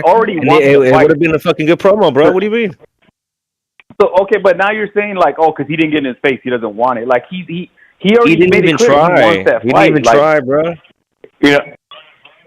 How did he not try to make the fight, bro? I mean, how did he not try yesterday at making it look They were like in a room together, bro. And this is the fight. first time they've been in a room together since the talks of them fighting, since the duck talk, all this whoop-de-whoop. And David was saying, "Oh, Canelo, maybe you'll find your nuts after you fight this dude." How come you didn't say it right there into his face, bro? He was just smiling at him. He was grinning like a big fucking oaf. We're like, oh. I mean, we saw. What's his name did that when he showed up to the press conference. That didn't get him to fight. Like that's the thing, man. Like that's not how fights are made. Like no. That's not the same though. Because you're talking about Andrade. You're talking about Andrade who showed up uninvited. Canelo was inviting him into the ring. I mean, listen. Are you going to compare Andrade and David Benavidez, bro? Canelo's going to fight who he wants to fight. It doesn't matter if a guy jumps in the ring, slaps his girlfriend, fucking, just does whatever. He should have slapped Canelo's girlfriend on her ass, bro, if he wanted to fight. Listen. We're gonna move on here. So you're like, oh, because David didn't jump in the ring. That's a knock on him. Like that's stupid. Well, listen. We're gonna move on here, but I'll say this: I'm not saying that if he would have gotten it, he should have gotten into the ring. But when you compound it with everything else that's been going on, all the hijinks about the fake offers and asking for TV rights, it does look like, well, yeah, maybe that's why he didn't want to get into the ring because his brain trust told him, hey. Yeah, and he had pride. He doesn't want to make it look like he's just chasing. And it's the same thing with Crawford. When Crawford did that with Spence, he's like, dude, I already been saying it up and down. I want that fight. I'm not going to just fucking sit here and act like a psycho every time he's up and be like, he's like, yo, man, I want the fight. That's all you need to know. I don't need to go out and do all this crazy shit. I don't know, but like I said, when you compound it with everything else from all the aloofness from the Benavidez side, it does look suspect, man. But anyway, listen, we got to move on. Shout out to you, Southpaw. Yeah. And okay, yeah, I appreciate it, man. Just check out those interviews, and I think you'll see what I'm saying. All right. Thank you for your call. Call back next time. Take it easy out there. All right. Hey, fellas, don't forget to hit the like. It really helps us out. I'm not going to ask you for specific numbers just yet. We'll do it after the next call. We're going to read a couple of super chats here. Shout out to Ed Dog for his contribution with the super chat. He says, I had it 9-3, maybe 10-2 Canelo. Hit the like, you cocks. That's right. If you don't hit the like, you're a cock. I'm sorry to say it, but it is what it is, man. We got to that point now where we have to use those type of tactics. And that's Ed Dog, by the way. If anybody has a problem, that's Ed Dog who introduced that tactic. Shout out to Ed Dog then again for his contribution. Shout out to Rafael Garza for his contribution with the super chat. He says, Mr. BDA, if we don't hit the like by trouble, does it mean we will get whipped like 50 Shades by beautiful women? I would like my woman at around 110 pounds. Well, all we have is 150-pound chubby girls who will work extra hard, if you know what I mean. But yeah, we'll try to accommodate you, Rafael Garza, because you are indeed a member of the BD organization. So we'll try to fit you in there. But shout out to you, man. Shout out to Greg Terrible for his contribution with the Super Chat. He says, Canelo was never an on-your-toes type of fighter. Yeah, I mean, the only time I ever saw him on his toes was against Golovkin in the first fight. He doesn't need to do that because it defeats the purpose of what he's trying to do, which is win the fight as convincingly as possible. Shout out to JVX88 for his contribution. He says, Nelo invited David Benavidez to the ring, and he didn't go up. I mean, again, we could go back and forth discussing this, but if I would have been David Benavidez, all I'll say is I would have tried at least. Make it seem a little bit like, hey, yeah, not just stand there looking around while his girlfriend is zoning in on Canelo's crotch. Shout out to Don Panson, Don Panson 78 for his contribution with the Super Chat. He says, Mexicans ain't slick enough for clinching and crying. Well, I mean, hey, there are exceptions, but for the most part, we didn't see a lot of run. Although we did see some clinching yesterday. Uncharacteristic from Munguia. After we did some wallops to the body, he would clinch, and I'm thinking, oh, he must have felt those. And shout out to Warp Speed for his contribution with the Super Chat. Says, why would David hop to the ring and instigate Canelo? That's the reason Canelo used to not fight. Remember, he likes respect. It got Jaime the fight. It got Jaime the fight. Well, yeah, that's another way of looking at it, too. That's another way of looking at it. Although you never know, man. Maybe try to sell something down the line. I don't know. I would understand that, dude. But when you're in the room in them, you're never going to get that chance again. Who knows when that's going to happen again? You should have went for it, bro. You know, this is a good subject for open lines. I think because that way we can go back and forth with that one. Oh, you're right. You're right. Shout out. Okay, so let's go to another phone call here. Let's go to 760. 760, you're on the air. 760, what's on your mind? Hey, what's up, guys? Just looking through YouTube, and I saw you guys live, and you guys talking about Canelo, and man, I had to put in my 2 cents. I just subscribed and I pushed the like. I just want to talk about Canelo and all the haters on the other side. I just want to let you know I'm like the darkest person in my family, from a Mexican family. always travel to Mexico, and I come like back and forth. I just want to let you know, they all call me El Negrito, you know, because I'm the darkest. So just to let you know, yesterday I was watching the fight with my family, and like 90% of my tan family, they're all going for Munguia. Interesting. Like all of them. So for you guys to think like there's no racism for like color, I'm telling you, like 90% of the Mexicans that I know connectively just wanted to see Canelo lose because he's a lighter skinned Mexican. And I don't know if that has to do with like a connection with like, you know, lighter skinned Mexicans, you know, being more famous, making more money, but there is racism, bro. And the last caller, I kind of felt like he kind of doesn't like Canelo because he's light skinned, because he's a ginger. So what do you guys think? I mean, so what do you guys think? I've talked to El Negrito tiene la espina. So what do you guys think? Tiene la espina. Okay, well, listen, if you got a espina, I you agree might with need you, some Robert. aspirina. Go ahead, Sobers, go ahead. So can I ask him a question, BDA? Sure. Yesterday, were you Team Indio or Team Fresa? wait. Hey, wait. Yo soy indio hasta la madre, dude. I have my whole body, my arms, my chest, my back, it's all full of Aztec stuff, bro. I could have been Barrios in the ring, bro, with my calzones. Come on, bro. Oh shit, on some Jaguars paw shit. That's what's up. Dude, I have a freaking Aztec war. I have the goddess of water, bro. Spilling through the Aztec water, dude. Like how much native paraphernalia? How much native decorations do you have in your house, though? Come on, let's go. At my house? Yeah. A bunch, bro. All right. Because no, the reason why I ask is because the reason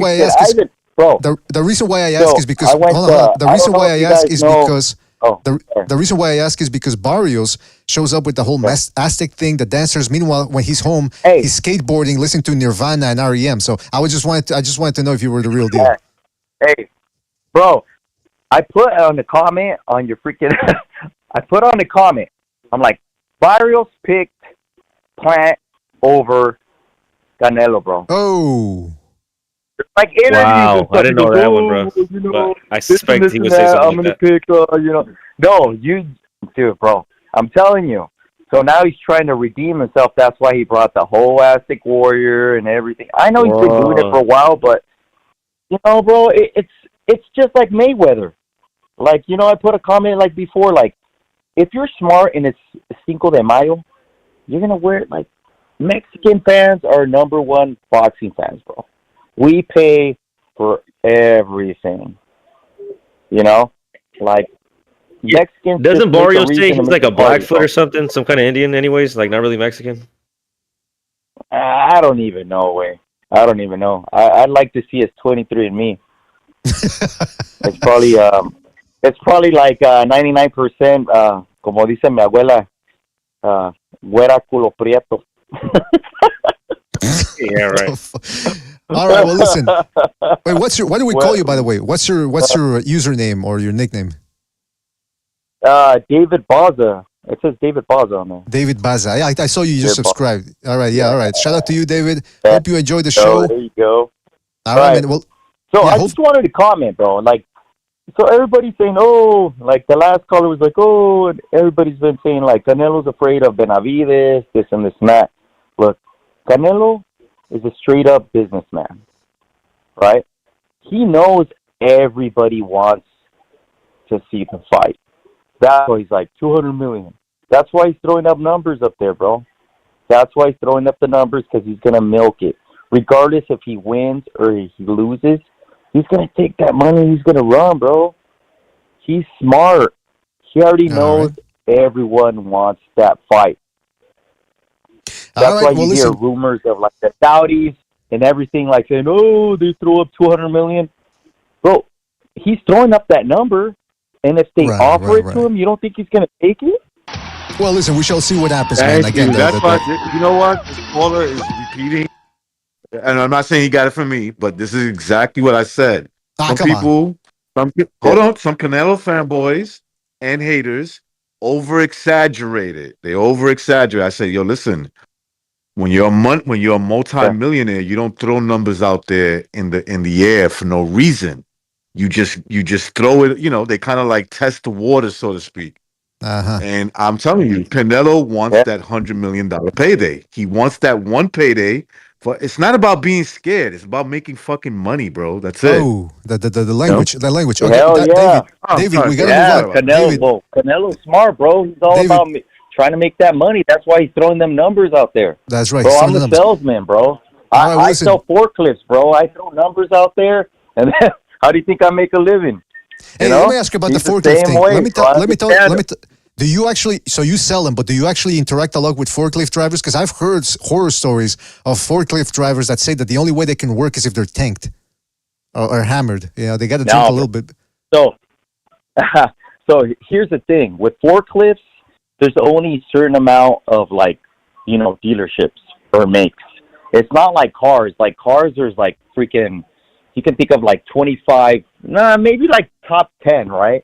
For forklifts, it's like 1, 2, 3, and especially in the United States, like 4 makes, maybe 4 makes or 5, you know. And if you get anything from China and it breaks down, good luck like getting it fixed, you know. Interesting. You know, maintenance and all that, it's hard, dude. Yeah, it's hard. Like the main makes in the United States are like Caterpillar, Yale, Heister, Toyota. You gotta go with Heister, man. You gotta go with Heister. Maybe a Nissan. Yeah. So like I'm going into like stuff you don't know about, but no, I do know about it. What are you talking about?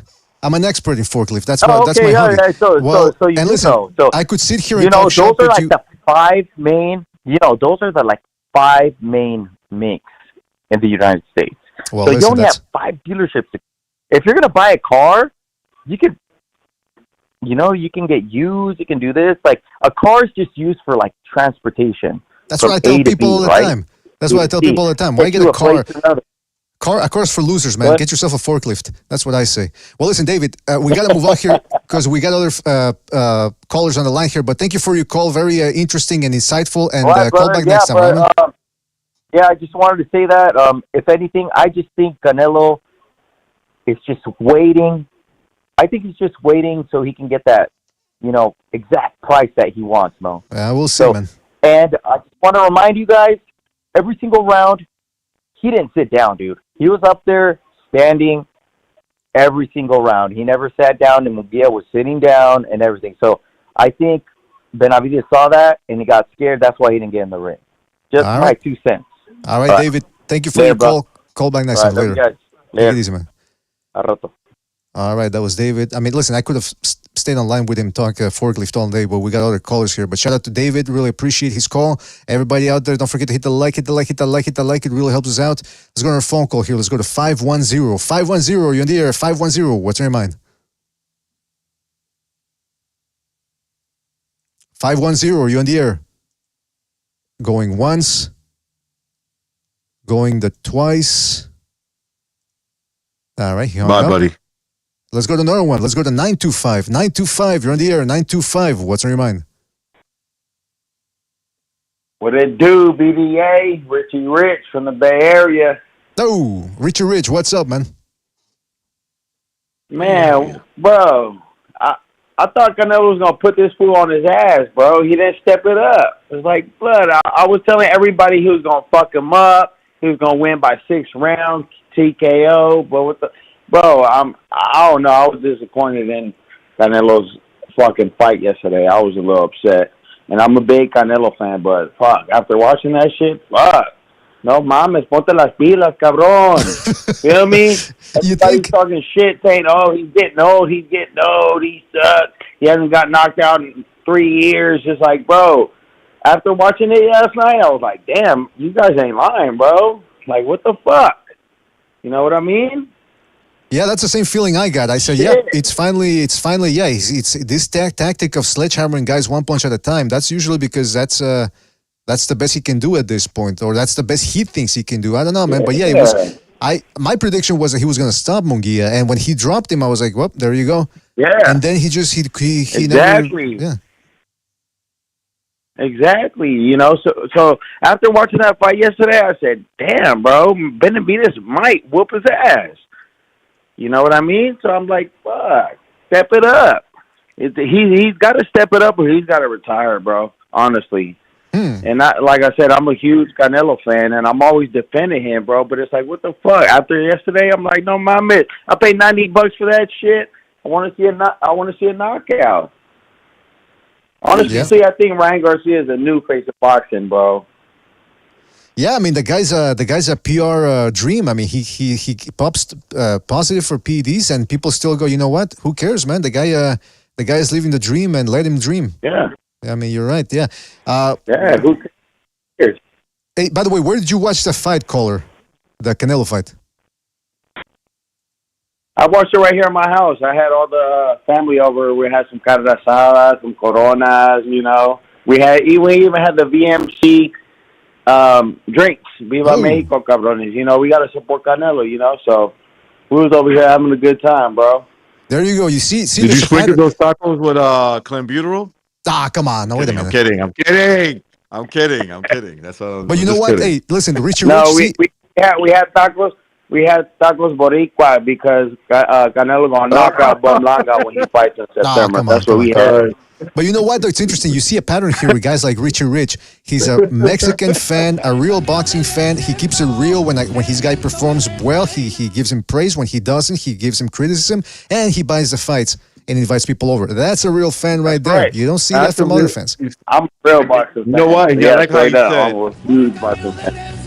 I even got boxing gloves. I even got boxing gloves tatted on my arm, bro. I used to box amateur when I was younger. There you go. I'm telling you. I also this is why the fight has to happen. Listen, regardless of what people think, there's enough people that think Benavidez will beat Canelo, and that's what makes it good. Yeah. Look, maybe it doesn't turn out that way. I'm not saying which way it would go, but I see a lot of Canelo fans. I'm not trying to take a stab at them. I'm not talking about Richie Rich, where they're like, "There's no need for this fight to happen, bro." There's enough people that think Benavidez is going to beat him.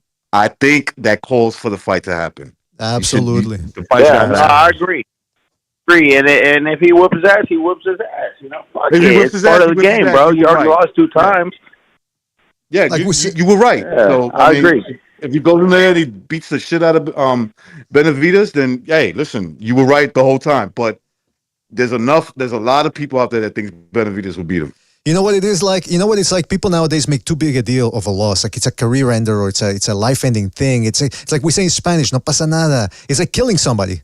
No pasa nada. You know, if you make a big deal out of it, yeah, you're going to have, PTSD and you're going to have qualms and spiritual malaise. But if you don't really care all that much, hey, do what you got to do, man. So that's the same thing with a loss. You lost, so what? No pasa nada.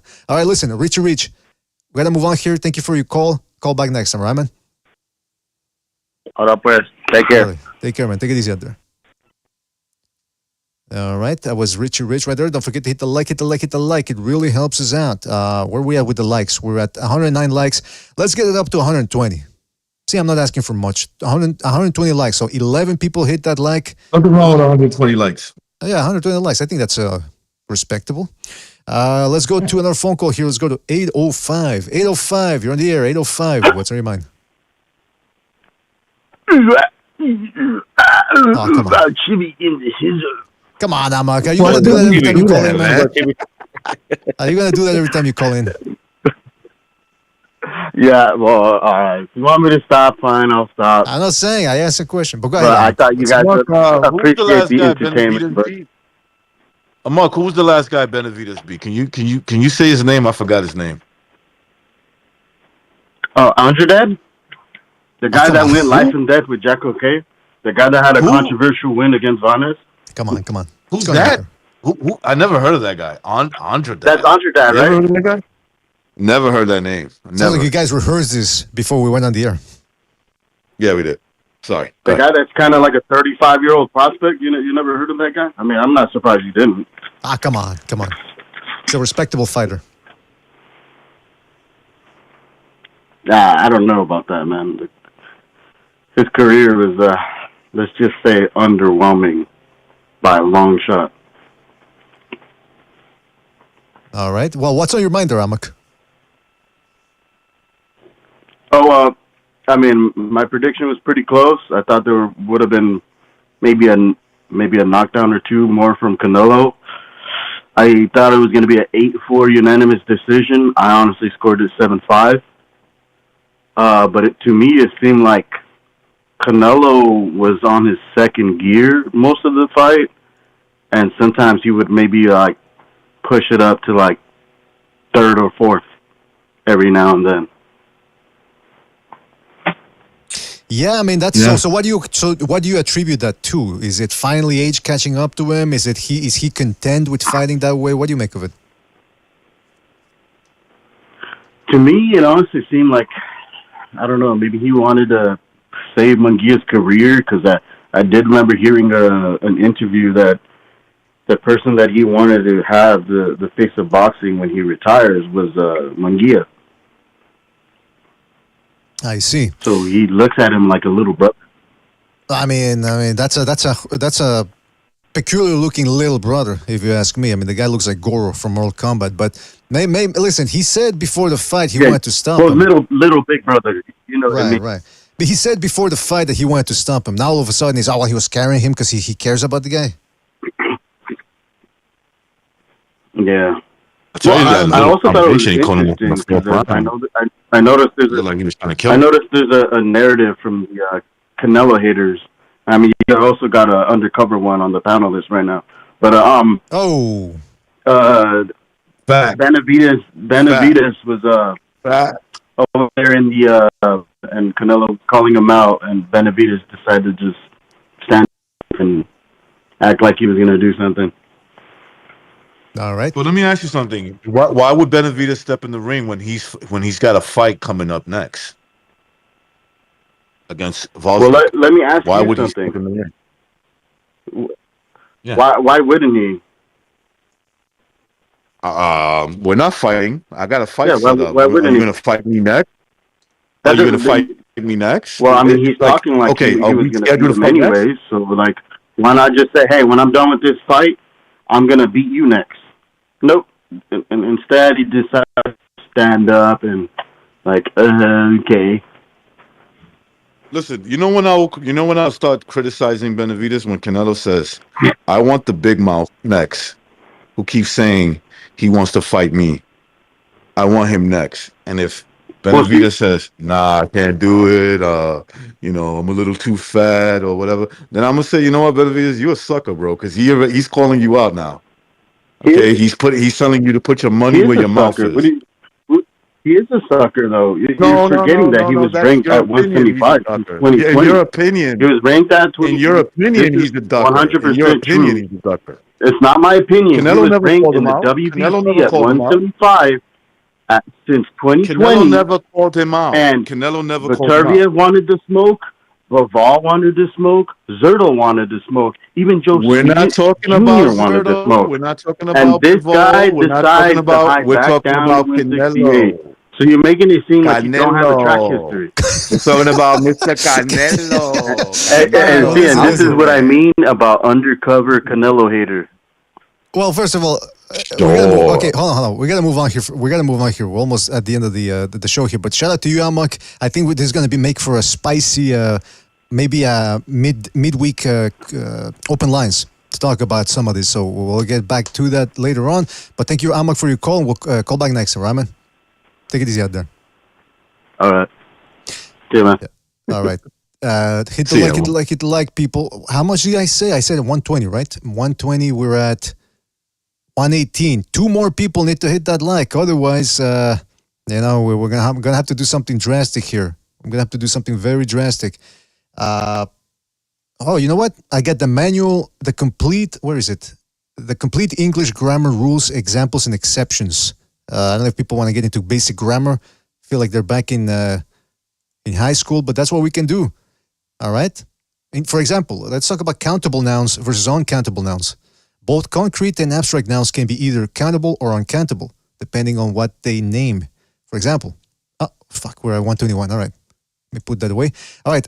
Well, first of all, I want to address that whole thing about recognized being undercover, an undercover Canelo hater. He might be a lot of undercover things. Undercover drunk, perhaps even an undercover homo. I don't know right now. I'm not saying you are, but I'm just saying you could be, like technically, in any, anything's possible. But one thing he's always been open about is that he's not the biggest Canelo fan out there. He said that before. Exactly. And he's giving... yeah.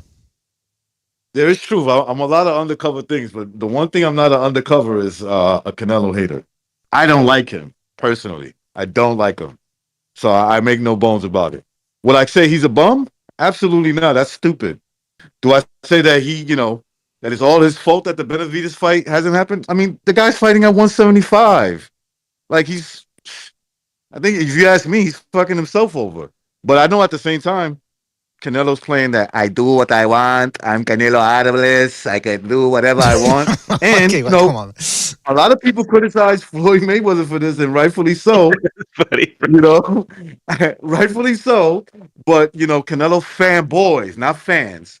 Like Richie Rich from Northern California, he told you like it is, right? He wasn't impressed with his performance last night, and he thinks that Benavidez will give him I think he said he thinks Benavidez will give him a lot of problems.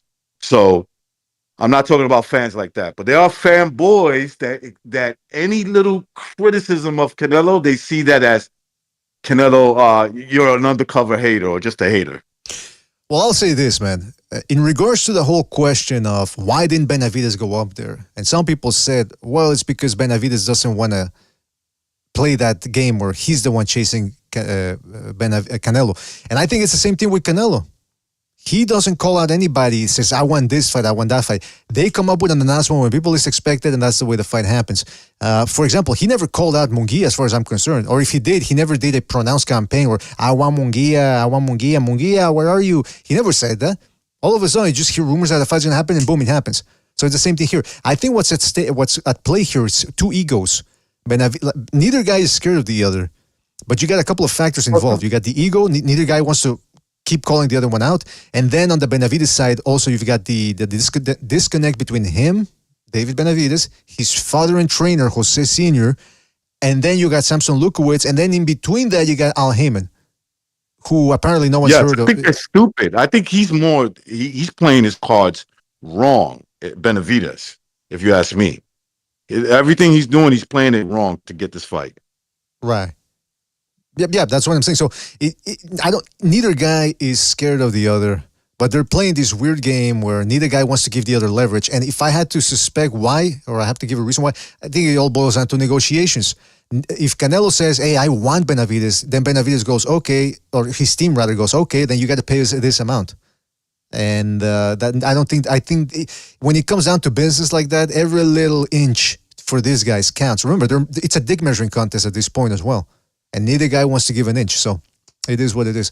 The other thing is, okay, Fight or Flight Boxing. Shout out to Fight or Flight Boxing for his contribution. Really appreciate it. He says, if Benavidez wanted the fight, he would pressure the WBC to mandate it. Being mandatory and having the fight mandated are two different things.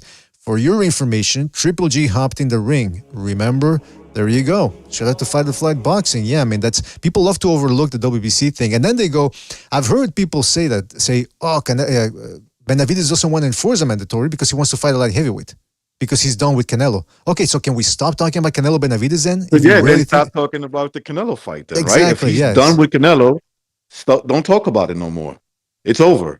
The fight's not going to happen, Exactly. And then you're moving up to 175. And, I do think, but this whole thing, like I said, this whole thing that I'm supposed to support when Canelo says, I'm Canelo Alvarez, I can do whatever I don't support that, bro. No. All right, that sounded like an Arab accent there. You sort of lost me. Yeah, I was over exaggerating there. Alhamdulillah. Alhamdulillah. Shout out to Don Panson 78 for his contribution to the super chat. He says, forklifts for my fat ass in the hood. You feel me? I certainly do. And hey, maybe we'll get David call in later on and talk about, maybe he can hook you up with a good forklift. Maybe he can even customize a forklift for you, get you an extra cushion seat, maybe a little holder there for your drink. I don't know, man. Let's see what David can say. Oh, speaking of David, shout out to David giving a super chat here. He says, thanks for taking my call. Love that chunky pie. Well, there you go. Who doesn't love that chunky pie? Shout out to David Baza for his contribution. What chunky pie is he talking about? Wait a second. Well, what chunky listen. pie is he talking about? Could be maybe related to Don Panson. I don't know.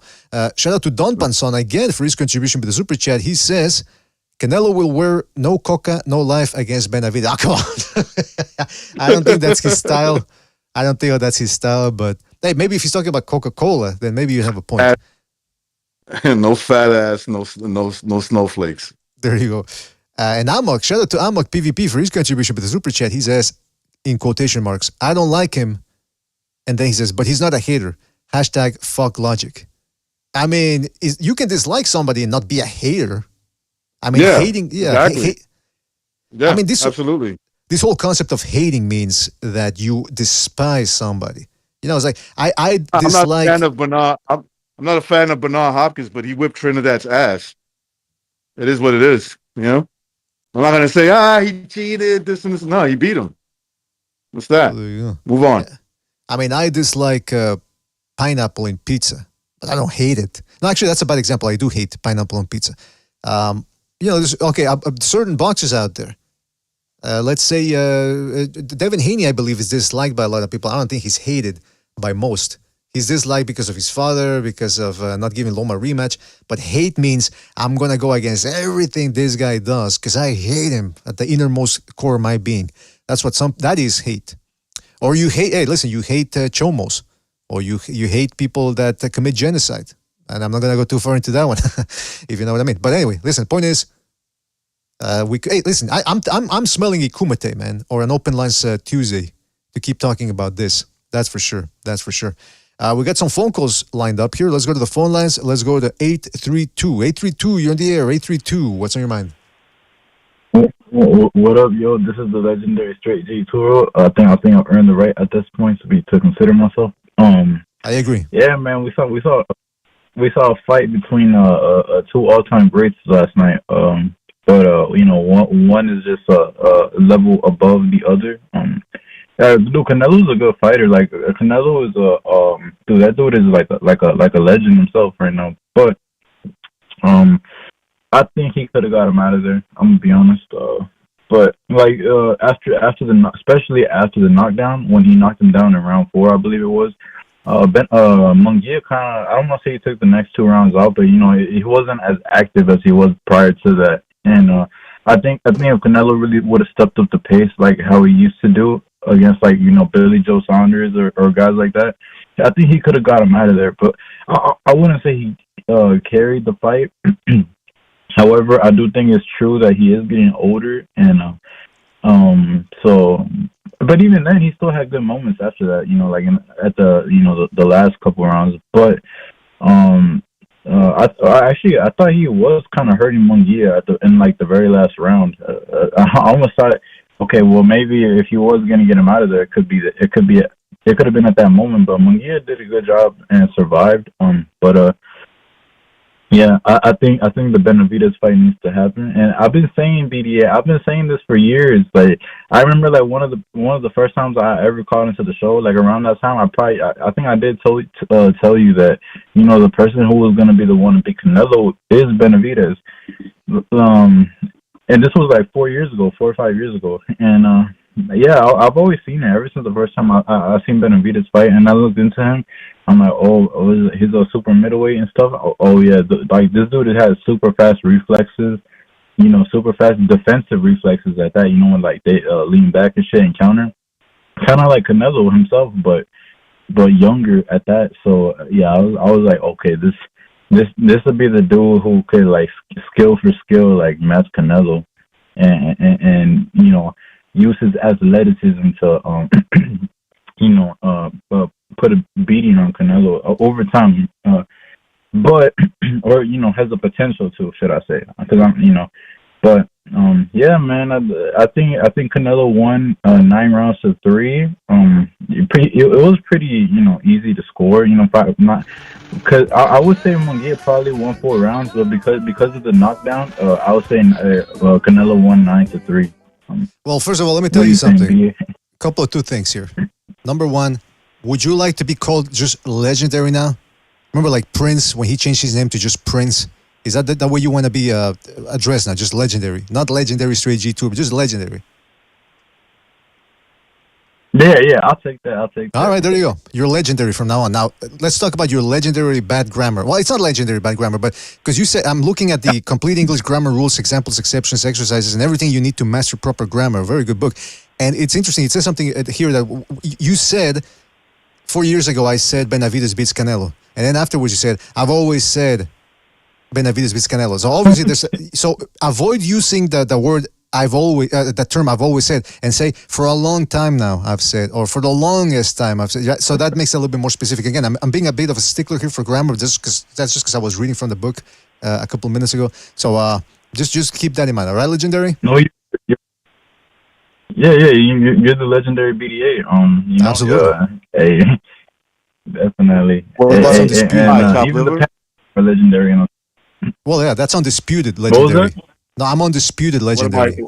Undisputed legendary. All right, well, listen, legendary. We got to move on, but shout out to you. Thank you for your call. Call back next time, right, man? Take it easy out there. All right. That's straight G. You too.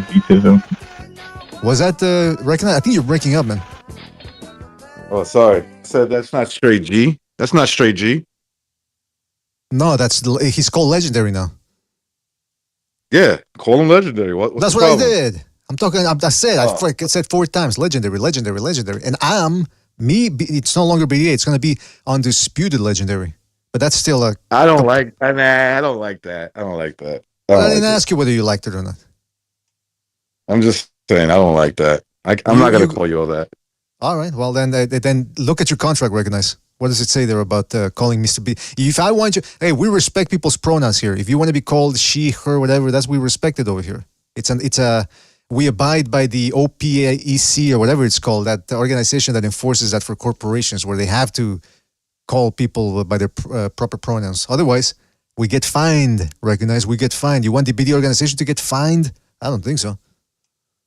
I don't think so. No, I don't want that. I'll respect people's pronouns. Just call me. I do whatever I want. Just call me that, okay? All right. Let's go to our phone call here. Let's go to 419. 419, you're on the air. 419, what's on your mind? Hey, what's up, BDA? Oh, we got T-Tone in the house. T-Tone, what's up, man? Yeah. Hey, the good times are rolling. Hey, what a fight last night. I enjoyed the fight, and that's what, to give my opinion on the fight. And, and a lot of the junk talk being talked about Canelo. Go ahead. Hey, can you hear me, BDA? Yeah, go ahead, man. Okay, you fine, T-Tone? Everyone's complaining, hey, Canelo didn't knock him out. Canelo could have did this. Man, Canelo, after so many training camps and so many fights, Canelo's at the end of his prime, but man, he's still in his prime. And what a beautiful fight to conserve energy and to fight the fight to from the beginning to the end with in-your-face defense, with the other guy throwing 100 more punches than you and still outlanding them. Man, it was a beautiful lesson in boxing for Munguia. And we're proud of Munguia, too, because he fought good. But, man, Canelo's still the guy. And all these people talking about, we want to see a knockout. Hey, man, you got to see a beautiful boxing fight. That's what boxing was last night to a lot of us. He gave him a boxing lesson. I thought he gave him a boxing lesson to Munguia. Yeah. Hey, Munguia got better from last night. Watch Munguia his next fight. He got better.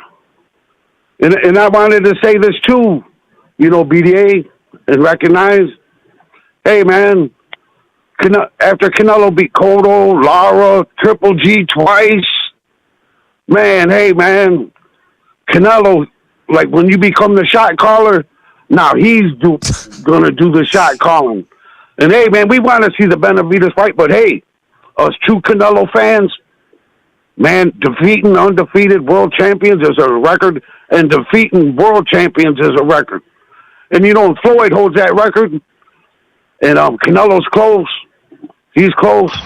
So let Canelo pick his fights, and we want to see him beat champions. So, let Canelo deserved his right to pick.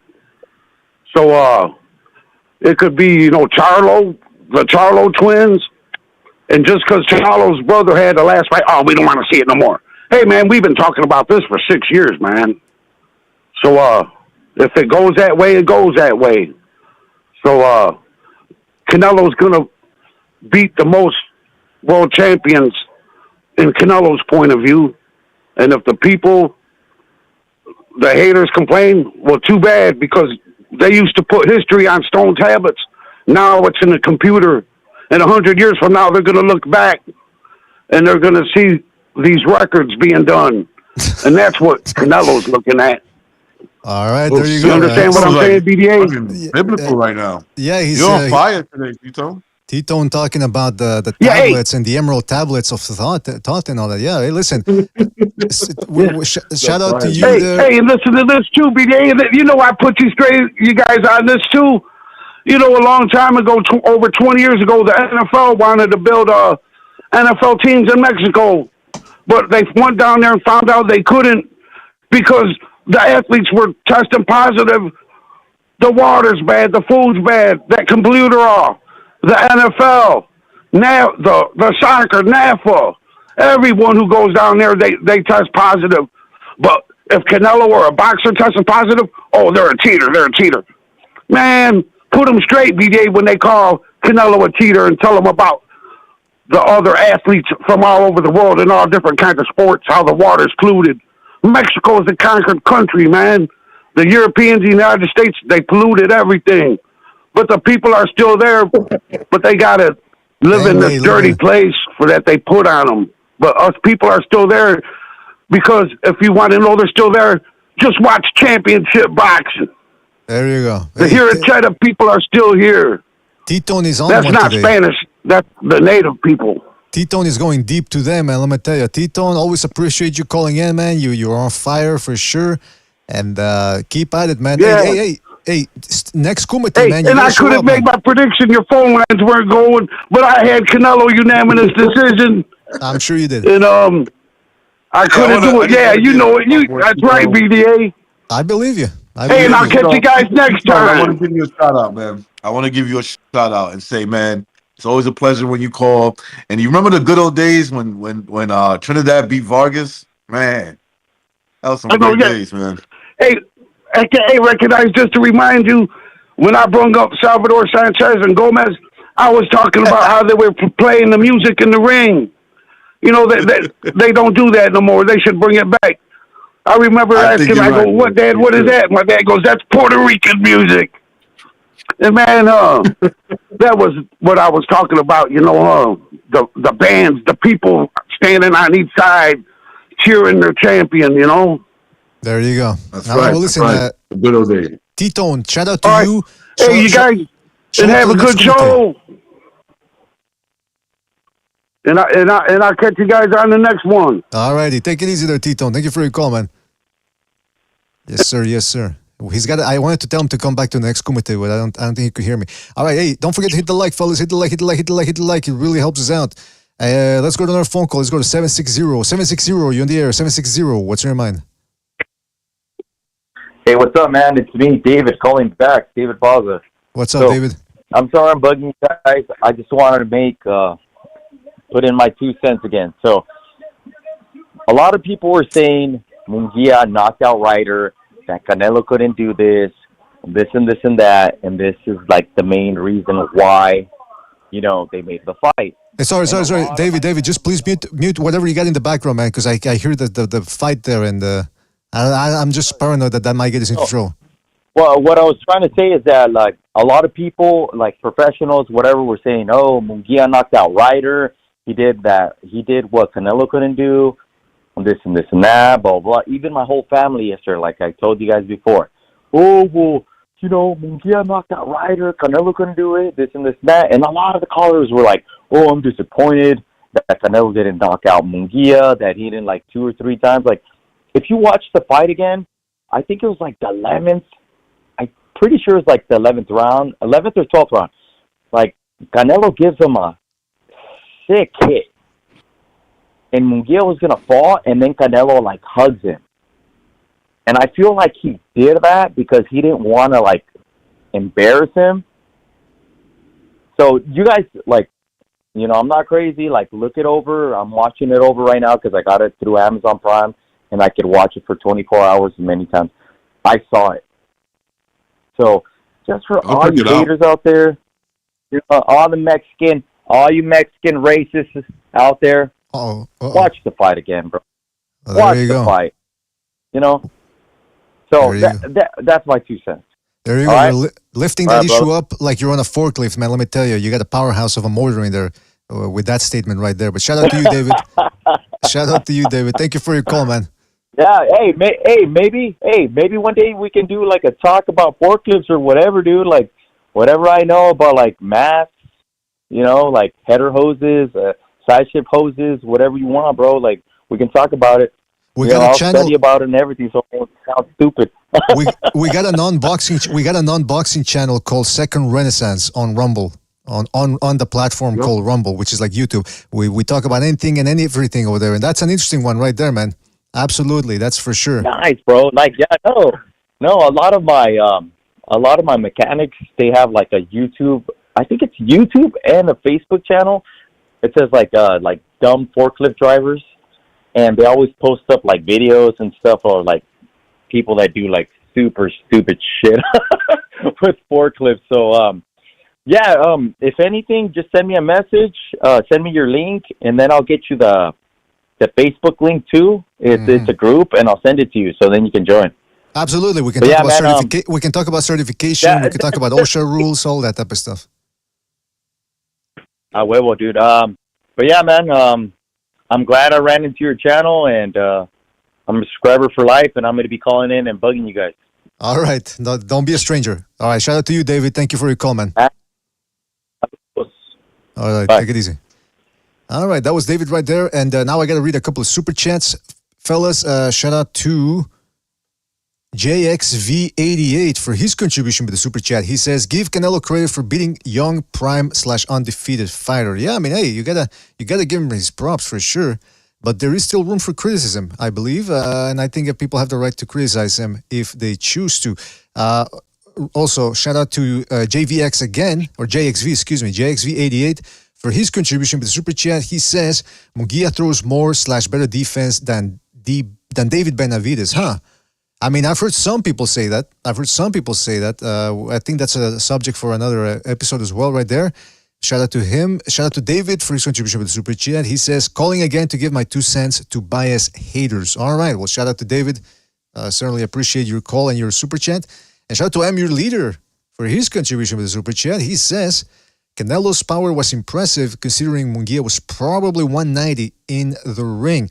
Shout out to Your Leader. Yeah, that's one thing I wanted to say, man. The way he dropped him, the guy went down like a sack of potatoes off that right uppercut, which is why I suppose, I've said it often. Canelo right now, 168, he is a big puncher. But because he fails to get the knockout stoppages, people think that, the stoppage. So it's a weird thing. I think that's one punch at a time sledgehammer approach. But if he hits you right, that's why these guys go on the defensive. I mean, think about it. In the last couple of fights. Pacquiao. It's the Pacquiao syndrome. Remember when Pacquiao moved up to 147? They're like, oh, he doesn't have as much power. But they exclude that these guys were backing up from him, like in survival mode. He dropped a lot of those guys, basically. Same thing with Canelo. Canelo's knocking these dudes down.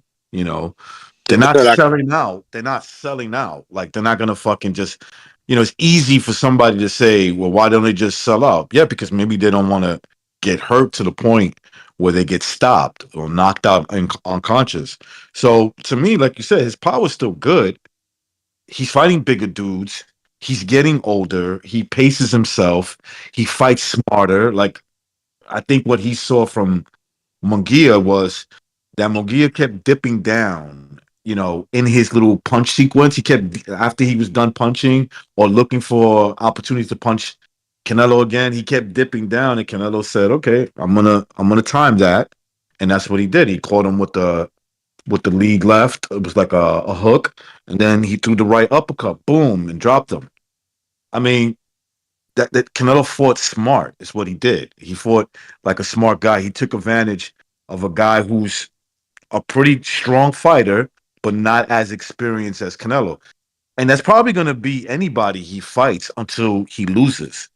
You know, Mhm. he's gonna beat these guys with his IQ more than likely from here on out. Yep. Well said. We got Chief jumping in here.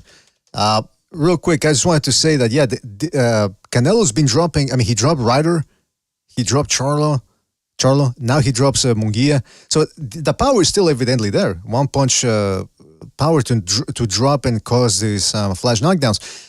But when it comes to putting it the next couple of punches together to get a guy out of there, something's missing. Leaves much to be desired. I do still have that criticism right there. I mean, again, props to him, like people are saying, for beating a younger, bigger guy who certainly was willing to trade in certain spots. But, I mean, I don't know. You got to wonder how much longer he has as a professional boxer. It still raises questions, which I think are legitimate. But again, he did what he had to do, and that's it. Yeah, Chief, I don't know. Who was going to say something? We got a phone call here. One more phone call, and then we'll get back to the panel. And I got to take a bit of a latrine break. I also want to keep this show relatively short, under 2 hours. Well, we're at the 2 hour mark. Anyway, let's go to a phone call here. Let's go to 619. 619, you're in the air. 619, what's on your mind? Great Mysterio. Yo. What's up, guys? Hey, I thought Canelo won. He outboxed him, but aside from the knockdown, I thought it was a pretty competitive fight, man. I mean, I think people are like giving Canelo like, yeah, he won and everything, but don't they're like making too much of it, man. Like if you take away the knockdown, it was pretty competitive. Either Munguia, people used to say he sucked and everything, so he's better than what you thought, or Canelo is slipping. I mean, yeah, he won, he outboxed him, but Munguia said he was never hurt in the fight. That he said the knockdown surprised him. He didn't see the punch, but he got up right away, and you could tell he wasn't hurt. And I mean, that's more than you could say about everybody else he's fought. He's hurt everybody else and has put him away. So I think more credit needs to be given to Munguia. Yeah, I think Canelo won, but oh man. Well, I'll certainly say this. Yeah, it does appear to be that these big look at guys. Charlo, man. Look at everybody. They don't even go. They don't even try to fight Canelo, man. Munguia was right there. Like, I mean, I don't know, man. I don't know, Jose. Yeah, Munguia was gamed. He was game. He was trying to win the fight. Now, of course, he came up short. Did he get hesitant, especially after he got dropped? Of course, bro. He got dropped. So he's saying to himself, yeah, I got to be careful. This guy is capable of knocking me down. But he was winning. I thought he was winning rounds because he had a game plan. But now, I thought all I'm saying, though, now, all I'm saying now, going forward, if you measure up Munguia now to the rest of the ones, he's there, he's now with Canelo on his resume, Munguia is, I think he's shown he belongs, because he stood in there he said he was never hurt, so I think if he should be matched up with like the rest of them, Caleb Plant, all those other guys. And Munguia's not. I mean, he shows boxing abilities, but it shows that you don't have to be this boxing wizard. Munguia just takes it to him. He's just a action fighter, and that's. But yeah, I mean, what are my thoughts? No, well, I get what you're saying. You're saying let's give Munguia credit too for staying in there. I guess the pound for pound guy. Yeah, I agree. I can agree with that. Listen, Jose, we gotta move on here, but thank you for your call and call back next time, right, man? I mean, just think about it. He hurt everybody else. He did damage. Think about it. He hurt everybody else. He didn't hurt Munguia. Later. All right, take it easy, man. Thank you for your call, man. Yeah, I mean, well, he did hurt Munguia when he dropped him. And now, if you want to say he wasn't that hurt when he dropped him, fine, okay. But he did also cause him a little bit of hindrance that are downstairs. I believe it was in the 8th or 9th round. So Canelo's got some sledgehammers, man. All right, listen, fellas, I gotta go to the latrine real quick, and then we gotta end it. So you guys get whatever thoughts you need to out before, and then we'll call it. We'll wrap it up. All right, fellas. I'll be right back. Let Chief and Jimmy say something because I think I already talked enough. So go ahead, guys. As did I. Jimmy, I'll let you go first, sir. I think Jimmy's muted. I think he might be I think Jimmy's AFK. Hello? Yeah, I was having all kinds of problems with this. Oh. I could hear you guys, but I don't think you could hear me. I was having all kinds of problems with the stream. But anyways, listen, I understand where that caller was coming from. I think that was Jose Gonzalez's brother. But yeah, he wasn't hurt, meaning like, I think as a fighter, he said you're not hurt, like I wasn't hurt. But it's kind of tricky because he was kind of the essence of being hurt is getting knocked down. So he was clearly hurt, but he shook it off. That's just the show of toughness, being able to take a shot like that, getting put on your ass and getting up. Listen, Monkey, the thing is, everybody talks about what Benavidez does, his pressure, his constant pressure coming forward. Munguia's type with the jab and the long arms, you can do it at distance, but Canelo shows how hard he is to hit clean with straight punches. Benavidez' work and his punishment comes from standing in the pocket. I'm telling you right now, it's not going to be as easy for Benavidez, his style, what he does to take Canelo out as some people think it is.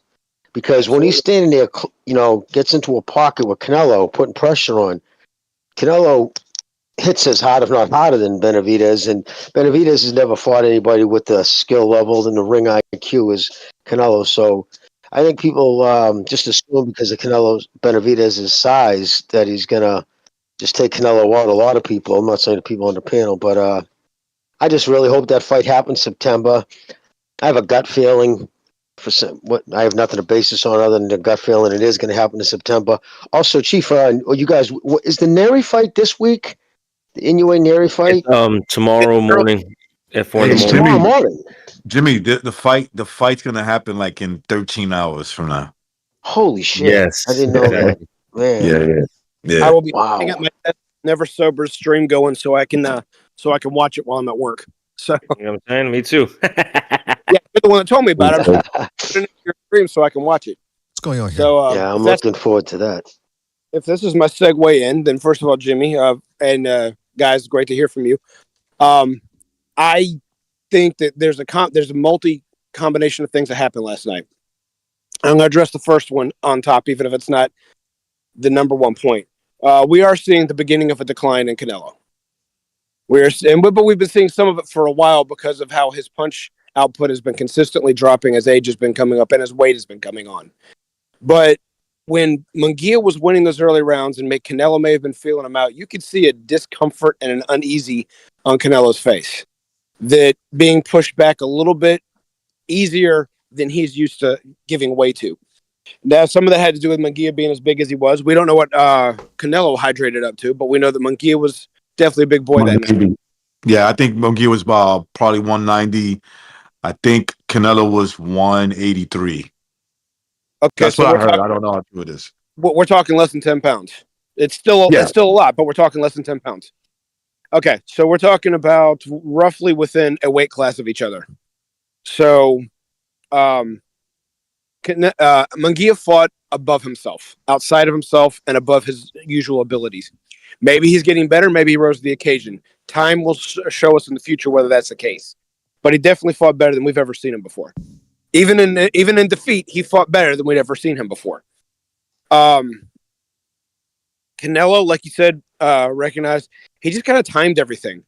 He waited, and you can't say Munguia wasn't hurt.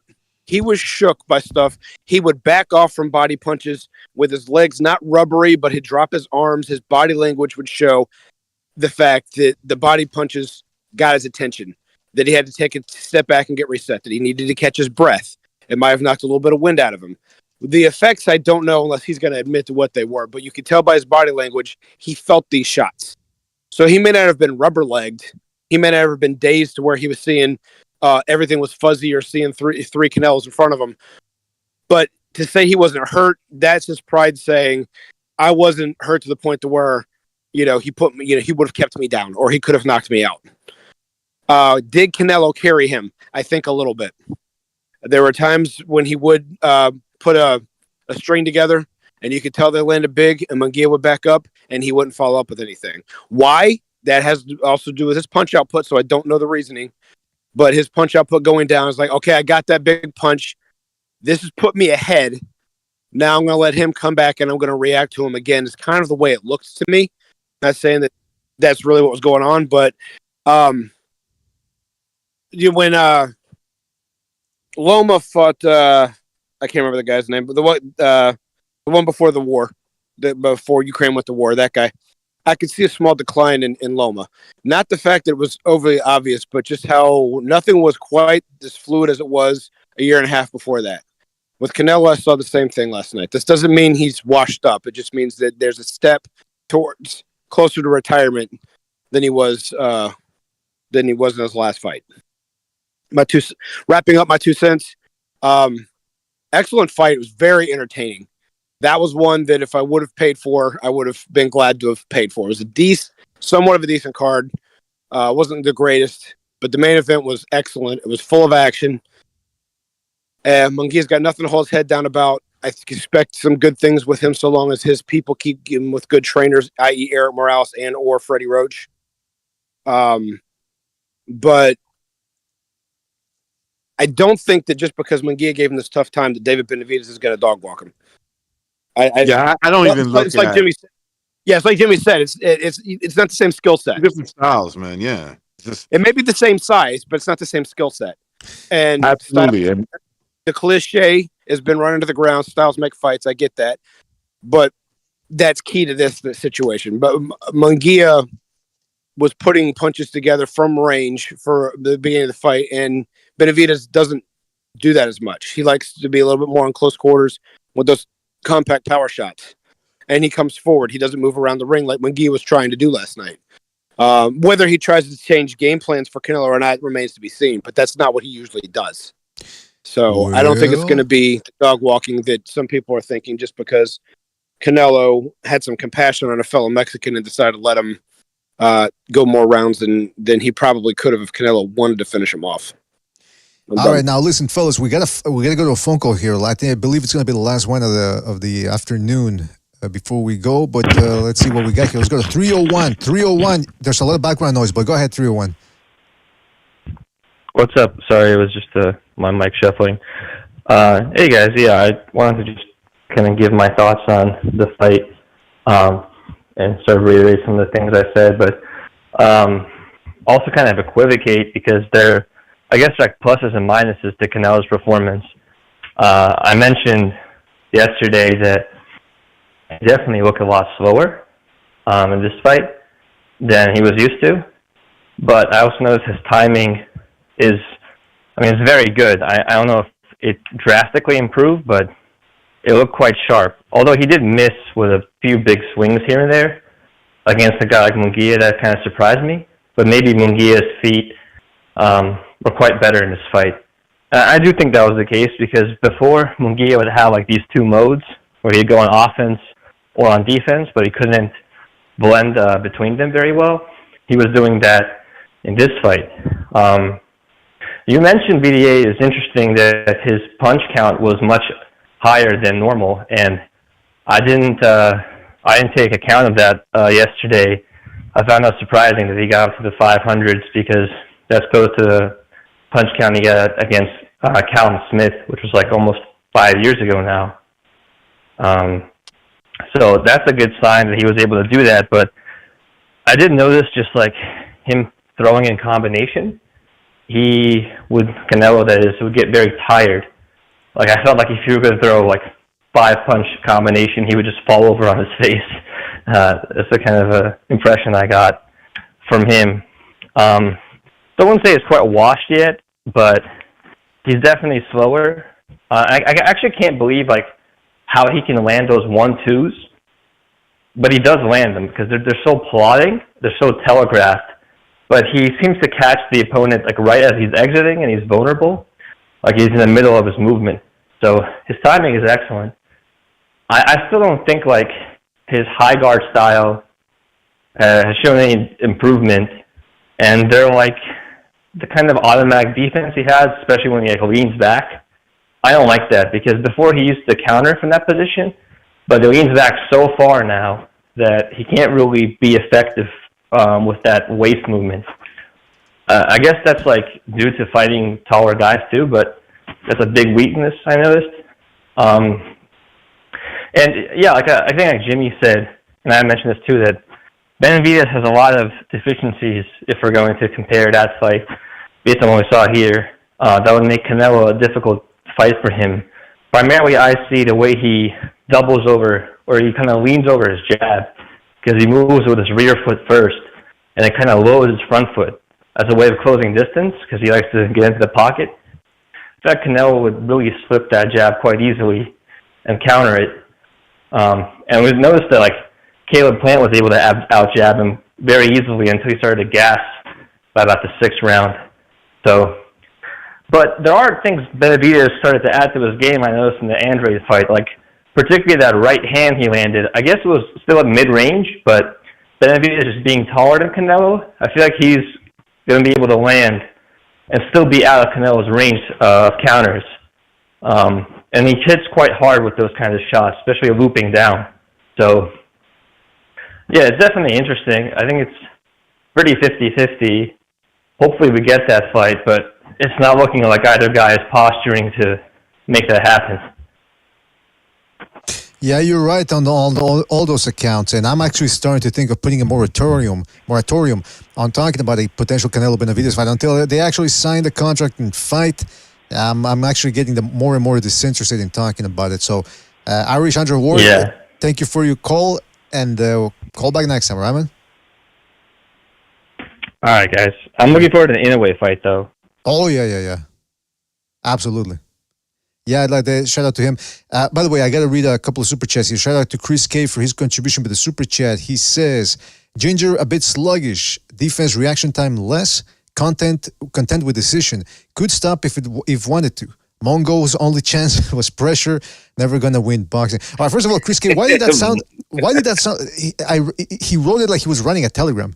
Ginger a bit sluggish. Stop. Defense reaction time less. Stop. Contact with this. I mean, come on. I think he was writing that on an old telegram or something, man. But shout out to Chris K. Yeah, I definitely think it's a bit, maybe it's not one or the other, but it could be a little bit of both. But I do think one of the factors in this discussion is that, yeah, Canelo did, he's slowing down. I think that's partially why he throws those single sledgehammer shots that he launches. And by the way, shout out to OJ22 for his contribution with the super chat. Really appreciate it. He says, I think he means Canelo. Canelo is an elite level puncher, but not an elite level finisher like, say, Trinidad Tyson Chavez. If they got you hurt, they were going to get you out of there. I feel Canelo could have pressed them and stopped them anytime after the 4th. Absolutely. See, that's the thing. When people go, I've heard people say, well, he couldn't stop Mosley. He couldn't stop Hatton's brother, and he couldn't stop Cotto. And I'm thinking, it's not necessarily because the power is lacking. It's the delivery of the power. It's the delivery mechanism. This guy, for some reason, just doesn't know how to put those combos together to finish a guy. He can, like what he did with Caleb Plant. Again, if you recall, when he beat Billy Joe Saunders, it was a one-punch thing that injured him, and Saunders is the one that quit. It wasn't a follow-up barrage like the one we saw in the Caleb Plant fight. He broke his face. I don't think he had no choice. Exactly. But what I'm saying is that Canelo flurrying and stopping a guy, that just doesn't seem to be his strong suit for a guy that hits as hard as he does, which is bizarre. But hey, you know what I noticed about him? I think he's becoming like, I'm pretty sure like he's experienced, he knows himself. I think he's accepting now there's certain things that he's not that good at, and he's making it work for him. Like the timing of the punches. The one caller before was saying like, kind of telegraphs those punches. They don't come super fast, but he knows when to throw them. The timing. Right. The timing. And that comes with 20 plus years of experience, and he's been in the spotlight for like the last decade almost. Because that's the thing. To OJ's point, who just don't have a super chat, Canelo dropped Ryder, beat him off for 5 rounds, and then dropped him in the 5th round. He had him hurt. Then he hurt him in the 9th round, I believe. So evidently he's got power. But and when he fought Charlo, he hit him on a temple shot on the front of the forehead and dropped him. And then he also hurt him to the body. I forget later on. It wasn't as bad as, oh shit, but I remember he hurt Charlo to the body at one point. So that's a guy that he hurt twice. Then he had Munguia hurt twice here, but he can't stop. It seems as if it reminds me of Manny Pacquiao too when he was at welterweight. Guys like Algieri, like Mosley, like Marquez in the third one. If you could keep him turning and stay away from his straight left, you could also neutralize at that point that right. And Pacquiao had a hard time because Pacquiao had to jump in, pop, 1-2. So if you kept, he would drop you, but then he wouldn't stop you at the higher weights for the most part. So it's Canelo's in the same. I'm not saying Canelo's Pacquiao. Like I know people go say Canelo's comparing Canelo to Pacquiao. What I'm saying is in terms of the punching power, Canelo hits hard. But he just can't seem to put it together anymore to get guys out of there. That's the way it seems like to me. Yeah. Also, and he's fighting guys that are much bigger than him too, though. You gotta take that into consideration too. Gotta take that into consideration too. Yes. I just think there's a lot of anti-Mexican bias on this channel, but that's just me. Well, some of the things Jimmy tells me off the air about Mexicans. Jimmy always tells me, Jimmy, BDA, if it wasn't for the show, I wouldn't be talking to you. I was like, come on, Jimmy, don't say that, man. Come on. Because he can't be around Mexicans. That's the thing with Jimmy. But I'll say can't this. be around Mexicans either. Oh well, that's because you're Puerto Rican. That's because you're Puerto Rican. So Puerto Ricans don't. And then on top of that, by the way, hold on. Before we go though, because we're running out of time. So let's do a little bit of a go through everybody here. Just tomorrow, we got Inoue and Nery prediction time. We'll start with Chief. We'll go in that order. Chief, Inoue versus Nery. Who do you have? Inoue out. Timing, he'll catch him coming in, reaching, and he'll knock him out late. Inoue late. All right, Jimmy? Inoue, 6th round stoppage. Wowie. Yeah. I don't know if Sobers I think is... I'm wrong. Well, I was going to go with Sobers. I don't know if I Sobers... got Inoue in the mid-rounds. All right. That was my last one, man. I'm sorry, boys. I don't have it. You know, recognize you really gotta reread your contract, man, because you're on the cusp. You're on the cusp. I'm walking the streets right now, man. Somebody came up to me asking for money. I was like, nah, I don't have any right now. I don't. Come on, I really don't. I would have gave him something. Come on. I would have gave him. I would have given it to him. With everything you bank on this show, you don't have a little to give to the next guy. Come on. It's all digital. It's all digital payments. You say go. Why did you finish cleaning my garage? Come on. Look out of here. BDA. When are you finally going to see me my contract? Well, we're working on it. You got to put in more hours though. But I'll say you're this. right. You're right. I haven't put all the hours in through my internship yet. You're correct. And then on top of that, you got to go to the BDA initiation rites. You got to disown Christianity, so there's that. Yeah, I don't know if you're ready for that one, Chief. I had to go through a lot. Let's just put it that way. When I got initiated, you gotta get in the coffin overnight. Exactly. I can deal with. And you gotta confess. If you slept on a ship, if you slept on a rack on a ship, you slept on a coffin. I can deal with that part. Well, there you go. But then also you gotta confess everything you've ever done to us, and then you gotta get into a vat of feces and wrestle with another guy nude. That's all the other thing you gotta do. Let me think that one over. Hey, listen, Mirage doesn't even want to be part of the BDA. He said he wanted to do it, so. Specifically, he said, I want to get in a vat of feces and wrestle nudes with somebody. Specifically, he said that. All right, well, listen. I think this Nery versus Inoue fight is going to be fantastic. I think it's a very interesting fight on paper. Nery does a little something where he does that.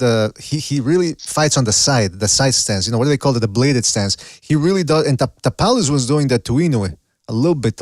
And it gave Inoue some trouble for some reason. Like he couldn't get that straight right in there. So if Nery does that, it might complicate things for Inoue a little bit. But I mean, Inoue just does everything well, upstairs, downstairs. It's hard to pick Nery. It's difficult to go with him. But again, you never know. This is boxing. It's a theater of the unexpected, like Jim Blamble used to say. So you never know, man. But if anything, it should be BDA Nery fights on a side slope, like he stands very sideways. Sometimes he'll do that. Okay, because that definitely does give Inoue the most problems because he has to reach across. People squid up with him, never, do well. Okay. Especially I'm gonna since still stay with the mid. I'm gonna still stay with the mid rounds because I think it's personal. I think he doesn't like Nery. No, he doesn't. He doesn't, Jimmy. He was. I think I'm gonna go with that pick with I'm sorry, go ahead. No, go ahead. Yeah. No, I was just gonna say I think I'm gonna piggyback off Jimmy, but I'm gonna say 7th round stoppage. Oh, he's gonna drop him. Yeah, he's gonna drop him. I think Nery's gonna give him some issues early, and then it's gonna turn to it's gonna be a slugfest. And I think Nery's gonna get caught and dropped and stopped in the 7th round. well, listen, depending on what happens afterwards, we'll be having a discussion about pound for pound, the ever controversial pound for pound list. Because again, Crawford has not fought since July. Meanwhile, Inoue, this is his second fight since he fought in July when he beat Stephen Fulton. So we're going to have to restart and reopen the books for that one. Also, because we're going to be doing a show, I suppose, for what's going to be happening next Saturday, which is the return of Vasil Lomachenko taking on the former undisputed champion in George Kambosos Jr. We also have Carlos Cuadras versus Andrew Maloney on that one, so it's a good little card. Don't forget that tomorrow also, we got Inoue's brother taking on the tough Sho Ishida. That guy is going to show up, I believe.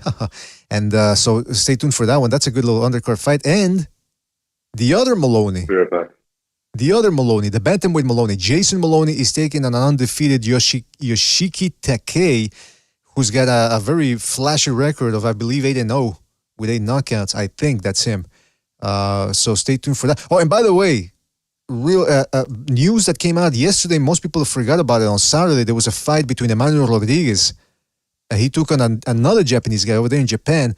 He ended up getting stopped in the 4th round with a body shot, of all things. So the Japanese, man, they're starting to make a bit of a what am I talking about here? Invasion. A research. Well, I mean, not necessarily research. Wait a minute, did you say Manny Rodriguez? That's Manuel right. Rodriguez lost? That's right. Yeah. Yep. Yeah. By stoppage, Jimmy. He got knocked out to the shit. body. If I may, really quickly, it was an off-cable show. I think it was ESPN. And you know what's weird about it? The guy that beat him only has 1 knockout on his record out of 9 fights. So, that's crazy. Because he was one of the more talented PBC fighters. I'm going with Nery now. Hey, I feel a conspiracy. Excuse me. Sorry. Why am I? I'm sorry. He didn't stop him. He dropped him in the 4th, and I think he went the distance with the guy. Yeah, he went the distance. Okay. All right. I was going to say one of the other chats that I'm in is a real Inoue hating chat, and they said that is another Inoue win that's aging like milk, and so I jumped in with, when you mean like Luis Garcia for Tank, who just lost his 2nd fight in a row, and I got back crickets. Well, there you go. I mean, Rodriguez was on. He was doing well. When he came back and he beat the Filipino guy, but he got robbed in that one. But then he came back and beat Gary Russell Jr.'s brother, and then he had another good win after that where he dominated a guy. But now he ran into somebody that was better than him, and there's no doesn't degrade Inoue's wins at all, man. I mean, he's beat 2 fucking Hall of Famers, Donaire and the other kid. One with 42 knees. No, the guy with the 42, Omar. Oh, he's never a future Hall of Famer. Yeah, he's a future Hall of Famer.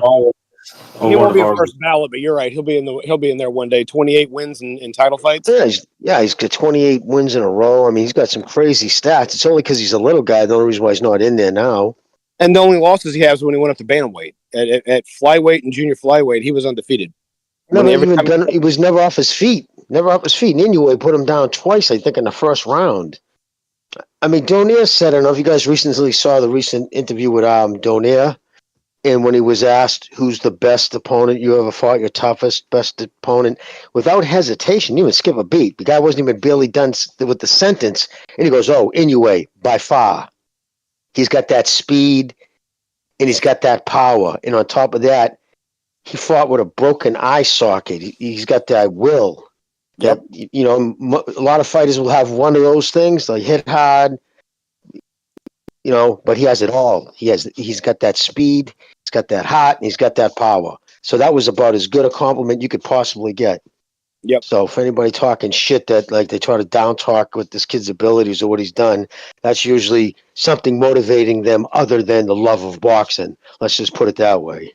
Oh yeah, that's their love for Tank. The chat room I'm referring to. They think chat. They keep calling Tank the face of boxing. Well, there you go. What does that tell you? Yeah. Oh, I know they're fanboys. Tribalism. All right. Well, listen. Shout out to everybody who joined us. Everybody that donated the super chat. Really appreciate it. Everybody that called in, and of course everybody on the panel. I'm talking about Never Sobers, Recognize, Jimmy. Who else? Boxing Chief. Shout out to you fellas. Always appreciate you jumping in. Again, we'll try to be. Somebody asked if we're going to be going live after Inoue, Nery. I don't know, man. It's especially with these Amazon fights, because that is being broadcast on Amazon as well, I believe, simultaneously. So I'm always weary of going live, even after the fights. Forget about during the fights. We don't do that anymore. But after the fights, you can still I don't know. They get you in trouble, and then they never answer back when you email them. So I don't know if I want to risk that. But definitely, Lomachenko's fighting on Saturday, so we will be talking about that. And of course, this is the boxing world where everything moves quickly. There's always something happening. So you never know. We might have to be back too during the week to talk about a whole bunch of stuff. Until then, so shout out to everybody. Mr. BDA, you're saying even if you don't show any of the like live or even the sound in the background, just discussing the fight runs a risk? I'll say this, it happened to me. I'll say this. Wow. I went live because I think it was just being Gazelle that day when Taraji fought Kiroguchi. We went live, and I was looking for photos of the fight to show during the stream to illustrate what happened. And I think somebody had posted a screen cap of the fight on Google Images. So I put that up on the screen. That's the only thing that I can think of that might have gotten us. But I sent these people emails, the company that represents the flagging for Amazon. I sent them a bunch of emails. They never replied. I really should put them on the air to get more publicity for people to know which company it is that refuses to address these type of concerns. But be that as it may, I haven't risked it since. So there you go. I mean, I don't take risks when it comes to that. I'm paranoid.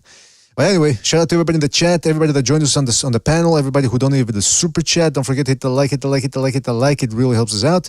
And that's about it, fellas.